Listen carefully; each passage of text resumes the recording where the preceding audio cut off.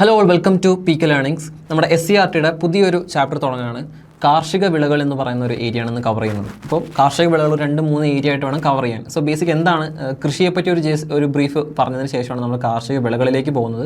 അപ്പോൾ പ്രധാനപ്പെട്ട കാര്യം എന്ന് പറഞ്ഞാൽ ഇത് ജോഗ്രഫി ആയിട്ട് ഓവർലാപ്പ് ചെയ്യുന്ന ഒരു ടോപ്പിക്കാണ്. ഇന്ത്യൻ ജോഗ്രഫിയിലുള്ള ടോപ്പിക്കുകൾ ഇപ്പോൾ ധാതുക്കളും വ്യവസായം എന്ന് പറഞ്ഞൊരു ടോപ്പിക്കുണ്ട്, കൂടാതെ കാർഷിക വിളകളുണ്ട്. ഇപ്പോൾ ജോഗ്രഫിയിലെ കൃഷി എന്ന് പറഞ്ഞ മേഖലയുമായിട്ട് ഏകദേശം എല്ലാം തന്നെ സിമിലർ ആയിട്ട് വരുന്ന ഒരു ഏരിയയാണ്. അപ്പോൾ ഓവർലാപ്പിംഗ് ആണെങ്കിൽ നമ്മൾ ആ ക്ലാസ്സുകൾ വീണ്ടും എക്കണോമിക്സ് പേഴ്സ്പെക്റ്റീവിൽ എടുക്കുകയാണ്. അപ്പോൾ നമുക്ക് ഇന്ന് സ്റ്റാർട്ട് ചെയ്യാം കാർഷിക വിളകളുടെ പാർട്ട് 1. ആദ്യമായിട്ട് നമ്മൾ കൃഷിയുടെ ഉദ്ഭവത്തെപ്പറ്റി ജസ്റ്റ് ഒന്ന് സംസാരിക്കുകയാണ്. അലഞ്ഞു തിരിഞ്ഞ് നടന്നിരുന്ന മനുഷ്യർ ഏതാണ്ട് 7000 BC-യിലാണ് കൃഷി ചെയ്യാൻ ആരംഭിച്ചത്. മെസപ്പൊട്ടേമിയ, തുർക്കി, ഈജിപ്ത്, പടിഞ്ഞാറൻ ഏഷ്യ, യൂറോപ്പ് എന്നിവിടങ്ങളിലൊക്കെ വിവിധ കാലങ്ങളിൽ മനുഷ്യർ കൃഷി ചെയ്യാൻ ആരംഭിച്ചു. അപ്പോൾ മനുഷ്യൻ സെറ്റിൽഡ് ആയതിനു ശേഷമുള്ള ഒരു കാലഘട്ടത്തെ പറ്റിയാണ് പറയുന്നത്. അപ്പോൾ 10000 BC മുതൽ അല്ലെങ്കിൽ 7000 BC വരെയുള്ള ഒരു കാലഘട്ടം നോക്കിയാൽ കുറച്ചുകൂടി അതുവരെ വാണ്ടർ ചെയ്ത് നടന്നിരുന്ന മനുഷ്യർ കുറച്ചുകൂടി സെറ്റിൽ ആവാനുള്ള ശ്രമങ്ങൾ തുടങ്ങിയ ഒരു സമയമായിരുന്നു അത്. അപ്പോൾ ഈ ഒരു കാലഘട്ടത്തോടു കൂടി മനുഷ്യൻ ഏതാണ്ട് കൃഷിയുമായിട്ട് കുറച്ചും കൂടി താതാത്മ്യം പ്രാപിച്ച് എന്തെങ്കിലും ഒരു സസ്റ്റനൻസ്, ജീവിതത്തിന് എന്തെങ്കിലും ഒരു പർപ്പസ് ഉണ്ടാക്കിയെടുക്കുക എന്നതിനുപരി ഇപ്പോൾ നമ്മൾ അതുവരെ ഈ പറഞ്ഞിരുന്ന പോലെ നമ്മളൊരു സ്ഥലത്ത് താമസിക്കുന്നു, കുറേ കഴിയുമ്പോൾ അടുത്ത റിസോഴ്സുള്ള സ്ഥലത്ത് പോകുന്നു. ഈ ഒരു ഡിപ്പെൻഡൻസ് ആയിരുന്നു പ്രധാനമായിട്ടും ഉണ്ടായിരുന്നത്. കൃഷി ചെയ്യുമ്പോൾ അവനവൻ ആവശ്യമുള്ള വിളകൾ അവനെ ഉണ്ടാക്കിയെടുക്കാൻ പറ്റുന്നത് കൊണ്ട് തന്നെ ഒരിടത്ത് നിന്ന് താമസിക്കാനും അവിടെ ഒരു നാഗരിക സംസ്കാരം ഉണ്ടാവാനൊക്കെ പിന്നീട് ഇത് സഹായിച്ചിട്ടുണ്ട്. അപ്പോൾ അതായിരുന്നു പ്രധാനമായിട്ടും 7000 BC-യോട് കൂടി കൃഷി എന്ന് പറയുന്ന ഒരു മേഖലയുടെ പ്രധാനമായിട്ടുള്ള ഉദ്ഭവത്തെപ്പറ്റി നമ്മൾ പറയുന്നത്. ചില പ്രദേശങ്ങളെ പറ്റിയിട്ട് നമ്മൾ പറഞ്ഞിരുന്നു. അതായത് പ്രധാനമായിട്ടും മെസപ്പൊട്ടേമിയ, തുർക്കി, ഈജിപ്ത്, പടിഞ്ഞാറൻ ഏഷ്യ, യൂറോപ്പ് തുടങ്ങിയ പ്രദേശങ്ങളൊക്കെ ഒരു സെൻട്രൽ റീജിയൻ ആയിരുന്നു. നമ്മൾ നോക്കിയാൽ കാണാൻ പറ്റും. ഈ ഒരു ഏരിയയിലായിരുന്നു പ്രധാനമായിട്ടും മനുഷ്യർ ആദ്യമായിട്ട് കൃഷി ചെയ്യാൻ ആരംഭിച്ച മേഖല. പ്രധാനമായിട്ടും ഉദ്ദേശിക്കുന്നത് ഇവിടെയൊക്കെയുള്ള നദീ തീരങ്ങളിലാണ് ഇത് പ്രധാനമായിട്ട് തുടങ്ങിയിരുന്നത്. കാരണം വാട്ടർ അവൈലബിൾ ആണ് എന്നുള്ളതുകൊണ്ട്. ഏതാണ്ട് 3000 BC-യിൽ സിന്ധു നദീതട നാഗരികതയോട് ചേർന്നാണ് ഇന്ത്യയിൽ കാർഷിക സംസ്കാരം വളർന്നു വന്നത്. ഈ നദീതീരത്തെ ഇരട്ട നഗരങ്ങളായ മോഹൻജൊദാരോയിലും ഹാരപ്പയിലുമാണ് ഗോതമ്പ്, ബാർലി തുടങ്ങിയ ധാന്യങ്ങൾ കൃഷി ചെയ്തിരുന്നത്. ദക്ഷിണേന്ത്യയിൽ പിന്നെയും വളരെ കാലം കഴിഞ്ഞാണ് കൃഷി ആരംഭിച്ചത്. അപ്പോൾ ഏതാണ്ട് 7000 BC-യോട് കൂടി മനുഷ്യൻ സെറ്റിൽ ചെയ്ത് കൃഷി ചെയ്യാൻ ആരംഭിച്ചു എന്ന് പറഞ്ഞു. മെസപ്പൊട്ടോമിയ പോലെയുള്ള സ്ഥലങ്ങളിൽ ഈ പറയുന്ന കൃഷി ആരംഭിച്ചിരുന്നു. അതിനുശേഷം ഏതാണ്ട് 3000 BC-യോട് കൂടിയാണ് ഇന്ത്യയിൽ ഈ പറയുന്ന നാഗരിക സംസ്കാരം വളർന്നു വരാനായിട്ട് ആരംഭിക്കുന്നത്. അപ്പോൾ നമ്മൾ പറഞ്ഞു ഓൾറെഡി നാഗരിക സംസ്കാരങ്ങളെല്ലാം തുടങ്ങുന്നത് എവിടെ നിന്നാണ്?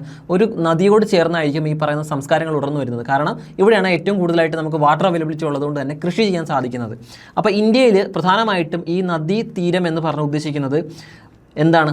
നമ്മുടെ ഇപ്പോഴത്തെ ഇൻഡസ് എന്ന് പറയുന്ന റിവറുണ്ട്. ഈ ഇൻഡസിനോട് ചേർന്ന് ഇൻഡസ്, രവി പോലുള്ള നദികളോട് ചേർന്നായിരുന്നു ഈ പറഞ്ഞ നാഗരിക സംസ്കാരങ്ങൾ വളർന്നു വന്നിരുന്നത്. അതിനെപ്പറ്റി നമ്മൾ പറയുമ്പോൾ ആദ്യം പറയുന്നത് നമ്മുടെ ഇരട്ട നഗരങ്ങളായിട്ടുള്ള മോഹൻജൊദാരോയും ഹാരപ്പയുമാണ് പ്രധാനമായിട്ടും അതിലേറ്റവും സ്പെഷ്യലൈസ് ചെയ്ത് നമ്മൾ പറയുന്നത്. അതിൽ തന്നെ മോഹൻജൊദാരോയിലും ഹാരപ്പയിലും പ്രധാനമായിട്ടും കൃഷി ചെയ്തിരുന്ന വിളകൾ എന്ന് പറയുന്നത് ഗോതമ്പും ബാർലിയുമായിരുന്നു. ഈ പറയുന്ന ധാന്യങ്ങളൊക്കെ അവിടെ കൃഷി ചെയ്ത ആളുകൾ സെറ്റിൽ ചെയ്ത് തുടങ്ങിയിരുന്നു എന്ന് വേണം കരുതാൻ. എന്നാൽ ദക്ഷിണേന്ത്യയിൽ പിന്നെയും വളരെ കാലം കഴിഞ്ഞാണ് കൃഷി ആരംഭിക്കുന്നത്. സെറ്റിൽ ചെയ്ത് കൃഷി ആരംഭിക്കുക എന്ന് പറയുന്നത് സൗത്ത് ഇന്ത്യയിൽ വരുന്നത് കുറേ കാലങ്ങൾക്ക് ശേഷമാണ്. ഇനി കൃഷികളെ പറ്റിയിട്ട് നമ്മൾ പറയുകയാണ്. ആദ്യമായിട്ട് നമ്മൾ പറയുന്നത് ഉപജീവന കൃഷിയെ പറ്റിയിട്ടാണ്. കർഷകർ തങ്ങളുടെ കുടുംബത്തിൻ്റെ ഉപജീവനത്തിന് ആവശ്യമായ ഉൽപ്പന്നങ്ങൾ മാത്രം ഉപയോഗിക്കുന്ന കൃഷിരീതിയാണിത്. ലാഭം നേടുക എന്നത് ഈ കൃഷിരീതിയുടെ പ്രാഥമിക ലക്ഷ്യമല്ല. എന്നാൽ ചില അവസരങ്ങളിൽ മിച്ചം വരുന്ന കാർഷികോൽപ്പന്നങ്ങൾ മറ്റാവശ്യങ്ങൾ നിറവേറ്റുന്നതിനായി വിൽക്കുകയും ചെയ്യുന്നു.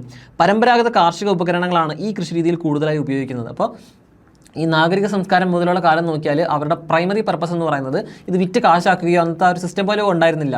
അപ്പോൾ പ്രധാനമായിട്ടും ഇവർ ഉൽപ്പാദിപ്പിക്കുന്ന വിളകൾ അവരുടെ തന്നെ കൺസംഷന് വേണ്ടി എടുക്കുകയാണ് ചെയ്യുന്നത്. ഇപ്പോൾ ഒരു കുടുംബം ഉണ്ടെങ്കിൽ ആ കുടുംബത്തിന് വേണ്ട വിളകൾ എന്തൊക്കെയാണോ അല്ലെങ്കിൽ അവരുടെ ഡേ ടു ഡേ പർപ്പസിന് വേണ്ടി സസ്റ്റനൻസിന് വേണ്ടിയിട്ട് കൺസ്യൂം ചെയ്യേണ്ട ഗുഡ്സ് എന്തൊക്കെയാണോ, അതായത് നമ്മൾ ഭക്ഷ്യധാന്യങ്ങൾ നമ്മൾ പറയുമല്ലോ, അത്തരത്തിൽ കഴിക്കാൻ ആവശ്യമായിട്ടുള്ള വിളകൾ എന്തൊക്കെയാണോ അത് കൃഷി ചെയ്യുക എന്നതായിരുന്നു പ്രധാനമായിട്ട് ഇവരുടെ ലക്ഷ്യം എന്ന് പറയുന്നത്. അതുകൊണ്ടാണ് ഈ വിളകളെ നമ്മൾ ഈ ഒരു കൃഷിയെ പറ്റി നമ്മൾ ഉപജീവന കൃഷി എന്ന് തന്നെ പറയുന്നത്. എന്നാൽ ഇതിൽ നിന്ന് എപ്പോഴെങ്കിലും ചെറിയ സർപ്ലസ് കിട്ടിയിരുന്നു, അപ്പോൾ ആവശ്യങ്ങളിൽ എന്തെങ്കിലും നമ്മൾ പർപ്പസ് യൂട്ടിലൈസ് ചെയ്തതിന് ശേഷം പിന്നീട് മിച്ചം വരികയാണെങ്കിൽ അതെന്ത് ചെയ്തിരുന്നു? ഇത് മറ്റാളുകൾക്ക് കൊടുത്തിരിക്കുകയും ചെയ്തിരുന്നു എന്ന് മനസ്സിലാക്കുക. അടുത്താണ് സമ്മിശ്ര കൃഷി എന്ന് പറയുന്നത്. സമ്മിശ്ര കൃഷി എന്ന് പറയുന്നത് എന്താണ്? ഒരു നിശ്ചിത കൃഷിയിടത്തിൽ ഒരേ സമയം ഒന്നിലധികം വിളകൾ കൃഷി ചെയ്യുന്നതിനാണ് സമ്മിശ്ര കൃഷി എന്ന് പറയുന്നത്. ഒരു ഫീൽഡിൽ നമ്മൾ ഒരു ക്രോപ്പ് മാത്രമല്ല കൾട്ടിവേറ്റ് ചെയ്യുന്നത്, ഒന്നിലധികം ക്രോപ്പുകൾ കൾട്ടിവേറ്റ് ചെയ്യുകയാണെങ്കിൽ നമുക്കതിനെ സമ്മിശ്ര കൃഷി എന്ന് പറയാം. ഇതിനൊപ്പം കന്നുകാലി വളർത്തൽ, കോഴി വളർത്തൽ, മീൻ വളർത്തൽ തുടങ്ങിയവയും സംയോജിപ്പിച്ച് ചെയ്യാവുന്നതാണ്. നമ്മൾ ആനിമൽ ഹസ്ബൻഡറി എന്ന് പറയും. ഇപ്പോൾ കൃഷിയോടൊപ്പം നമുക്ക് എന്ത് ചെയ്യാം?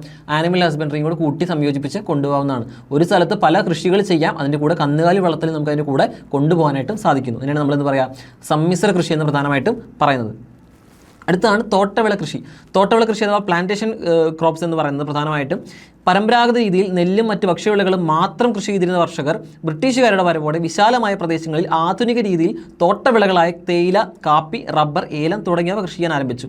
വ്യവസായ വിപ്ലവത്തിൻ്റെ ഈറ്റില്ലമായിരുന്ന ബ്രിട്ടൻ ഉൾപ്പെടെയുള്ള യൂറോപ്യൻ രാജ്യങ്ങളിൽ ഉയർന്ന അളവിൽ കാർഷിക അസംസ്കൃത വസ്തുക്കൾ ആവശ്യമായിരുന്നു. പ്രധാനമായിട്ടും നമ്മൾ പഠിച്ച സമയത്തിന് മുന്നുള്ള ക്ലാസ്സുകളിലാണെങ്കിലും ബ്രിട്ടീഷുകാരുടെ കടന്നുവരവോടുകൂടി ഇത് ഇന്ത്യയിൽ ഉണ്ടായിട്ടുള്ള മാറ്റങ്ങളെ പറ്റി നമ്മൾ പഠിച്ചിരുന്നു. അപ്പോൾ ഇവിടെ പ്രധാനമായിട്ടും ആളുകൾ കൃഷിയിൽ എൻഗേജ്ഡ് ആയിരുന്നു നമ്മൾ പറഞ്ഞു. ആ ഒരു രീതിയിൽ നിന്നും ഏത് രീതിയിലുള്ള കൃഷിയാണ് വേണ്ടതെന്ന് തീരുമാനം ആരെടുത്തു? പിന്നീട് ബ്രിട്ടീഷുകാരെടുത്തു. ഭക്ഷ്യവിളകൾ കൃഷി ചെയ്തു പോന്നിരുന്ന നാട്ടിൽ പ്രധാനമായിട്ട് നാണ്യവിളകൾ ഒരു പ്രോഫിറ്റ് മോട്ടീവോട് കൂടി ബ്രിട്ടീഷുകാർ നാണ്യവിളകൾ ഇമ്പോസ് ചെയ്യുകയാണ് ചെയ്തത്. ഈ നാണ്യവിളകളിൽ ഏറ്റവും പ്രോഫിറ്റബിൾ ആയിട്ടുള്ള പ്ലാന്റേഷൻ ക്രോപ്സ് ആയിരുന്നു അവർ ഫോക്കസ് ചെയ്തിരുന്നത്. ഇതുകൊണ്ട് മാത്രം ഇന്ത്യയിൽ ഒരുപാട് ക്ഷാമങ്ങൾ ഉണ്ടായിട്ടുള്ള കാര്യങ്ങളും കോടിക്കണക്കിന് ആളുകൾ ബംഗാളിൽ മരിച്ചു വീണ കഥകളൊക്കെ നമ്മൾ ഓൾറെഡി പറഞ്ഞിരുന്നു. അപ്പോൾ തോട്ടവിള കൃഷി എന്ന് പറയുന്നത് പ്രധാനമായിട്ടും എന്തൊക്കെ ഉൾപ്പെടുന്നതാണ്? തേയില, കാപ്പി, റബ്ബർ, ഏലം തുടങ്ങിയവയൊക്കെ ചെയ്യുന്നതാണ്. ഇതെന്ത് ചെയ്തിരുന്നു? ബ്രിട്ടീഷുകാരുടെ സമയത്ത് തന്നെ ഇവരെ പ്രോത്സാഹിപ്പിച്ചിരുന്നു എന്ന് മനസ്സിലാക്കുക. അപ്പോൾ വ്യവസായ വിപ്ലവം ഏറ്റവും ഫോക്കസ് ചെയ്ത് നടന്നിരുന്ന ഒരു സ്ഥലമാണ് നമ്മുടെ ബ്രിട്ടൻ എന്ന് പറയുന്നത്. അപ്പോൾ വ്യവസായ വിപ്ലവത്തിൻ്റെ ഈറ്റില്ലം എന്ന് തന്നെ അറിയപ്പെടുന്ന ബ്രിട്ടൻ ഉൾപ്പെടെയുള്ള യൂറോപ്യൻ രാജ്യങ്ങളിൽ ഉയർന്ന അളവിൽ എന്ത് വേണമായിരുന്നു? കാർഷിക അസംസ്കൃത വസ്തുക്കൾ വേണമായിരുന്നു. ഇതിന് വേണ്ടിയിട്ടുള്ള ഗുഡ്സ് പ്രൊഡ്യൂസ് ചെയ്തത് എവിടെയാണ്? ഇന്ത്യയിലാണ് ഇവർ ചെയ്തിരുന്നത്. അപ്പോൾ അതാണ് തോട്ടവിള കൃഷി എന്ന് പറഞ്ഞതുകൊണ്ട് ഉദ്ദേശിക്കുന്നത്. 19-ാം നൂറ്റാണ്ടിൻ്റെ ആരംഭത്തോടു കൂടി കോളനി രാജ്യങ്ങൾ അവരുടെ തോട്ടവിളകൾ പ്രോത്സാഹിപ്പിച്ചു. ദീർഘകാല വിളകളും താരതമ്യേന കുറഞ്ഞ ഉൽപ്പാദന ചെലവുമാണ് ഈ കൃഷിരീതിയുടെ പ്രത്യേകതകൾ. നമ്മൾ കണ്ടിട്ടുണ്ടാവും, ഇടുക്കിയിലൊക്കെ പോവുകയാണെങ്കിൽ അവിടെ ഒരുപാട് പ്ലാന്റേഷൻ ക്രോപ്സ് ഉണ്ട്. ഈ പറയുന്ന ഏലവും തേയിലയൊക്കെ ഏറ്റവും കൂടുതൽ കൃഷി ചെയ്യുന്നത് കേരളത്തിൽ ഇടുക്കിയിലാണ്.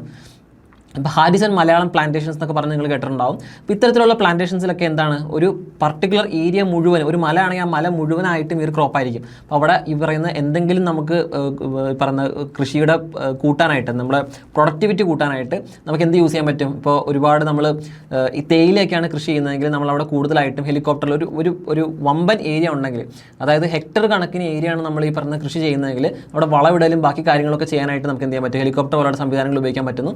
അപ്പോൾ യൂണിഫോമായിട്ട് ഒരേ ക്രോപ്പ് വലിയൊരു ഏരിയയിൽ കൃഷി ചെയ്യുന്ന സമയത്ത് അവരുടെ ചിലവ് കമ്പാരിറ്റീവ്ലി ബാക്കി ക്രോപ്സിനെ അപേക്ഷിച്ച് വളരെയധികം കുറവായിരിക്കും. ഇവർക്ക് ഇതിനെ പരിപാലിക്കാൻ, ഇതിൽ നിന്ന് പ്രോഫിറ്റ് ഉണ്ടാക്കിയെടുക്കാൻ കുറച്ചും കൂടി ലാഭകരമായിട്ട് മാറുകയാണ് ചെയ്യുന്നത്. അപ്പോൾ ഈ ഒരു ലാഭം എന്ന് പറയുന്ന ഒരു പ്രോഫിറ്റ് മോട്ടീവ് ഉള്ളതുകൊണ്ട് ഈ തോട്ടവിളകളെ കൂടുതലായിട്ടും അവർ ഫോക്കസ് ചെയ്തിരുന്നു. ബ്രിട്ടീഷ് രാജ് ഇന്ത്യയിലുള്ളത് മാത്രമല്ല, ബാക്കിയുള്ള ലോകത്തെമ്പാടുമുള്ള കോളനികൾ നോക്കിക്കഴിഞ്ഞാൽ ഈ കോളനികളിലെല്ലാം പ്ലാന്റേഷൻ ക്രോപ്സാണ് പരമാവധി ഇവർ പ്രോത്സാഹിപ്പിച്ചിരുന്നത്.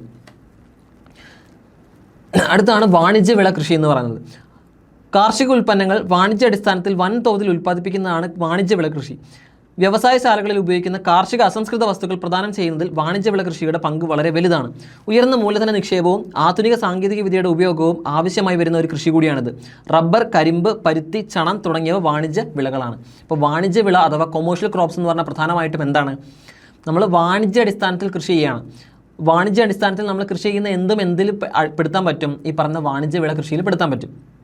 പ്രധാനമായിട്ടും നമുക്കൊരു സംശയം വരാവുന്ന ഏറ്റവും വലിയൊരു ഏരിയയാണ് ഈ വാണിജ്യവിള കൃഷികളും നാണ്യവിളകളും തമ്മിൽ എന്താ വ്യത്യാസമെന്ന്. ഇത് രണ്ടിലും പ്രോഫിറ്റ് അല്ലേ എടുക്കുന്നത് നമുക്ക് തോന്നാം. എന്നാൽ നാണ്യവിളകൾ എന്ന് പറയുന്നത് നമ്മൾ പിന്നീട് പഠിക്കാൻ പോവുകയാണ് നാണ്യവിളകൾ എന്താണെന്ന്. ഭക്ഷ്യവിളകളും നാണ്യവിളകളുമായിട്ട് നമ്മൾ പ്രധാനമായിട്ടും തിരിച്ചിട്ടുണ്ട്. എന്നാൽ ഭക്ഷ്യവിളകൾ ഭക്ഷ്യ ആവശ്യങ്ങൾക്കാണ് ഉപയോഗിക്കുന്നതെങ്കിൽ നാണ്യവിളകൾ എന്താണ്? പ്രധാനമായിട്ടും പ്രോഫിറ്റ് മോട്ടീവിന് വേണ്ടിയിട്ട് നമുക്കത് വിറ്റ് കൂടുതൽ എന്ത് ചെയ്യാൻ പറ്റും? പ്രോഫിറ്റ് ഉണ്ടാക്കിയെടുക്കാൻ പറ്റും. നമ്മൾ ഉദ്ദേശിക്കുന്നത് എന്താണ്? ക്യാഷ് ഉണ്ടാക്കിയെടുക്കുക എന്നുള്ളതിനാണ് അതിൻ്റെ മോട്ടീവ് എന്ന് പറയുന്നത്. എന്നാൽ ഇത് രണ്ടും പെടുന്ന ഒരു ബ്രോഡ് കാറ്റഗറിയാണ് വാണിജ്യവിള എന്ന് പറയുന്നത്. എന്നാൽ എല്ലാ ഭക്ഷ്യവിളകളും എപ്പോഴും വാണിജ്യ വിളകളുടെ അടിയിൽ വരുമോ? ഇല്ല. എന്തുകൊണ്ടാണ് വരാത്തത്? നമ്മൾ വാണിജ്യ അടിസ്ഥാനത്തിലാണ് കൃഷി ചെയ്യുന്നതെങ്കിൽ നമുക്കതിന് എന്തിൽ പെടുത്താം? വാണിജ്യ കൃഷിയിൽ പെടുത്താം. ഭക്ഷ്യ ആവശ്യങ്ങൾക്ക് കൃഷി ചെയ്യുന്ന ക്രോപ്സ് തന്നെ നമ്മുടെ ഭക്ഷ്യ ആവശ്യം, നമ്മുടേതായിട്ടുള്ള ഒരു പ്രോഫിറ്റിന് വേണ്ടിയിട്ടല്ലാതെ എടുക്കുന്ന ഒരു ക്രോപ്സ് ആണ് എന്ത്? ഈ പറയുന്ന ഭക്ഷ്യവിളകൾ. എന്നാൽ പ്രോഫിറ്റിന് വേണ്ടിയിട്ട് ആ ഒരു മാർജിൻ കഴിഞ്ഞ് നമ്മുടെ ആവശ്യത്തിന് എടുത്തു കഴിഞ്ഞിട്ട് പിന്നീട് നമ്മൾ മാർക്കറ്റിൽ കൊണ്ട് വിറ്റ് കാശാക്കാൻ ഉദ്ദേശിക്കുന്ന ഭക്ഷ്യവിളകളുണ്ട്. ആ ഒരു ക്വാണ്ടിറ്റി എന്തിൽ പെടും? ഈ പറയുന്ന വാണിജ്യ വിളകളിൽ പെടും. പക്ഷേ എന്ത് മൊത്തത്തിൽ പെടുന്നു? ക്യാഷ് ക്രോപ്സ് ആയിട്ട് പറയുന്ന നാണ്യവിളകൾ കംപ്ലീറ്റ് ആയിട്ട് വാണിജ്യ വിളകളിൽ പെടുന്നുണ്ടെങ്കിൽ ഭക്ഷ്യവിളകൾ നമ്മുടെ ആവശ്യം കഴിഞ്ഞിട്ട് പിന്നെ എടുക്കാൻ ഉദ്ദേശിക്കുന്ന, മാർക്കറ്റിൽ കൊണ്ടുപോയി വിൽക്കാൻ ഉദ്ദേശിക്കുന്ന ക്രോപ്സ് മുഴുവൻ എന്തിൽ വരുന്നു? വാണിജ്യ വിളകൾ വരുന്നു. അതാണ് ഈ വാണിജ്യ വിളയും നാണ്യവിളയും തമ്മിലുള്ള പ്രധാന വ്യത്യാസം എന്ന് മനസ്സിലാക്കുക. വാണിജ്യ വിള എന്ന് പറയുന്നത് കുറച്ചും കൂടി ബ്രോഡർ ആയിട്ടുള്ളൊരു ഏരിയ ആണ്. അവിടെ നമ്മൾ എന്ത് ചെയ്യുന്നു? വാണിജ്യപരമായിട്ട് മാർക്കറ്റിൽ കൊണ്ടുപോകുന്ന, വിൽക്കാൻ ഉദ്ദേശിക്കുന്ന എല്ലാ കാര്യങ്ങളും വാണിജ്യ വിളയിൽ വരുന്നുള്ള കാര്യം മനസ്സിലാക്കുക.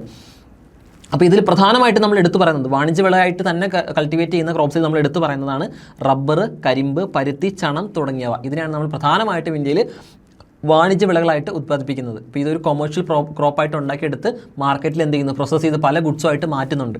അപ്പോൾ നമ്മൾ റബ്ബർ, കരിമ്പ്, പരുത്തി, ചണം തുടങ്ങിയവ കൃഷി ചെയ്യുന്ന സമയത്ത് തന്നെ നമ്മൾ എന്താണ്? വാണിജ്യ വിളകളായിട്ട് കരുതുന്നു. അപ്പോൾ നമ്മൾ പ്രധാനമായിട്ടുള്ള ടൈപ്സ് ഓഫ് കൃഷിയുടെ ഒരു എമർജൻസിനെ പറ്റിയിട്ട് പറഞ്ഞു, കൃഷിയിൽ പ്രധാനമായിട്ടുള്ള തരങ്ങളെ പറ്റിയിട്ടൊക്കെ നമ്മൾ പറഞ്ഞു, സമ്മിശ്ര കൃഷിയെ പറ്റിയിട്ട് പറഞ്ഞു. അപ്പോൾ ഈ ഒരു കാറ്റഗറി കഴിഞ്ഞിട്ട് നമ്മൾ പ്രധാനമായിട്ട് മനസ്സിലാക്കേണ്ടത് ഈ ഒരു കൃഷി നടത്തുന്ന സമയങ്ങളെ പറ്റിയിട്ടാണ്. അപ്പോൾ നമ്മൾ ഇനി പഠിക്കാൻ പോകുന്നത് ഇന്ത്യയിലെ കാർഷിക കാലങ്ങളെ പറ്റിയിട്ടാണ്. ഖാരിഫ്, റാബി, സെയ്ദ് എന്ന് പറയുന്ന 3 കാലങ്ങളെ പറ്റിയിട്ട് നിങ്ങൾ കേട്ടിട്ടുണ്ടാവും. അപ്പോൾ എന്തൊക്കെയാണ് ഈ കാലഘട്ടങ്ങൾ, ഇതിൻ്റെ പ്രത്യേകതകൾ എന്തൊക്കെയാണെന്ന്, ഇവിടെ കൾട്ടിവേറ്റ് ചെയ്യുന്ന ക്രോപ്പുകൾ എന്തൊക്കെയാണെന്നുള്ള കാര്യങ്ങൾ നമുക്കൊന്ന് ഫോക്കസ് ചെയ്ത് നോക്കാം. ഉത്തരേന്ത്യയിലും രാജ്യത്തിൻ്റെ ഉൾപ്രദേശങ്ങളിലും ഖാരിഫ്, റാബി, സെയ്ദ് എന്നിങ്ങനെ വ്യത്യസ്തമായ 3 കാർഷിക കാലങ്ങളുണ്ട്. പ്രധാനമായിട്ടും കാർഷിക വിളകളുടെ സീസണുകളായിട്ട് തീരുമാനിക്കുന്നത് ഈ ഒരു കാർഷിക സീസണുകൾ. ഇപ്പോൾ നമ്മൾ ഈ പറയുന്ന ഓരോ ക്രോപ്സിനും ഓരോ സീസണുകൾ ഉണ്ടെന്ന് പറഞ്ഞു. ഈ സീസണുകളൊക്കെ ഭയങ്കര നമുക്ക് കാണാൻ പറ്റുന്ന വിസിബിൾ ആവുന്ന സ്ഥലങ്ങൾ ആണ് പ്രധാനമായിട്ട് ഈ ഒരു കാറ്റഗറി എന്ത് ചെയ്യുന്നത്, എക്സ്പ്രസ് ആവുന്നത്. അത് പ്രധാനമായിട്ടും നമ്മുടെ ഉത്തരേന്ത്യൻ സമതലങ്ങളിൽ പെടുന്ന ഏരിയയിലും ഒരു മധ്യപ്രദേശങ്ങളിലുമാണ് പ്രധാനമായിട്ട്, അല്ലെങ്കിൽ ഉൾപ്രദേശങ്ങളിലുമാണ് പ്രധാനമായിട്ട് ഇത് കുറച്ചും കൂടി വിസിബിൾ ആവുന്നത്. അപ്പോൾ അവിടെയാണ് കൂടുതലായിട്ട് നമുക്ക് ഈ ഒരു കാറ്റഗറി കുറച്ചും കൂടെ അപ്ലൈ ആവുന്നത് മനസ്സിലാക്കുക. അപ്പോൾ തെക്ക് പടിഞ്ഞാറൻ കാലവർഷത്തോടു കൂടി അല്ലെങ്കിൽ വർഷകാലത്തോടു കൂടി, അല്ലെങ്കിൽ നമ്മൾ സൗത്ത് വെസ്റ്റ് മൺസൂൺ എന്ന് പറയും. സൗത്ത് വെസ്റ്റ് മൺസൂൺ സീസൺ എന്ന് പറയുന്നത് ജൂൺ മുതൽ സെപ്റ്റംബർ വരെ നീളുന്ന ഒരു കാലഘട്ടമാണ്. ഈ ഒരു കാലഘട്ടത്തിൽ ചേർന്ന് വരുന്ന ഖാരിഫ് കാലത്ത് ഉഷ്ണമേഖലാ വിളകളായിട്ടുള്ള നെല്ല്, പരുത്തി, ചണം, അരിച്ചോളം, ബജ്ര, തുവര എന്നിവയാണ് കൃഷി ചെയ്യുന്നത്. അപ്പോൾ മനസ്സിലാക്കുക, നമ്മുടെ 2 തരത്തിലുള്ള കാലാവസ്ഥ സീസണുകൾ, നമ്മൾ മൺസൂൺ എന്ന് പറയുന്നതാണ് ഇന്ത്യയിൽ ഏറ്റവും ഇമ്പോർട്ടൻ്റ് ആയിട്ടുള്ള കാലാവസ്ഥ സീസൺ എന്ന് പറയുന്നത്. അപ്പോൾ ഈ മൺസൂണിൽ തന്നെ 2 സീസണുകളുണ്ട്. നമ്മൾ സൗത്ത് വെസ്റ്റ് മൺസൂണിനെ പറ്റിയിട്ടാണ് ഇപ്പോൾ പറഞ്ഞത്. നോർത്ത് ഈസ്റ്റ് മൺസൂൺ എന്ന് പറഞ്ഞ വേറൊരു സീസൺ കൂടെ ഉണ്ട്.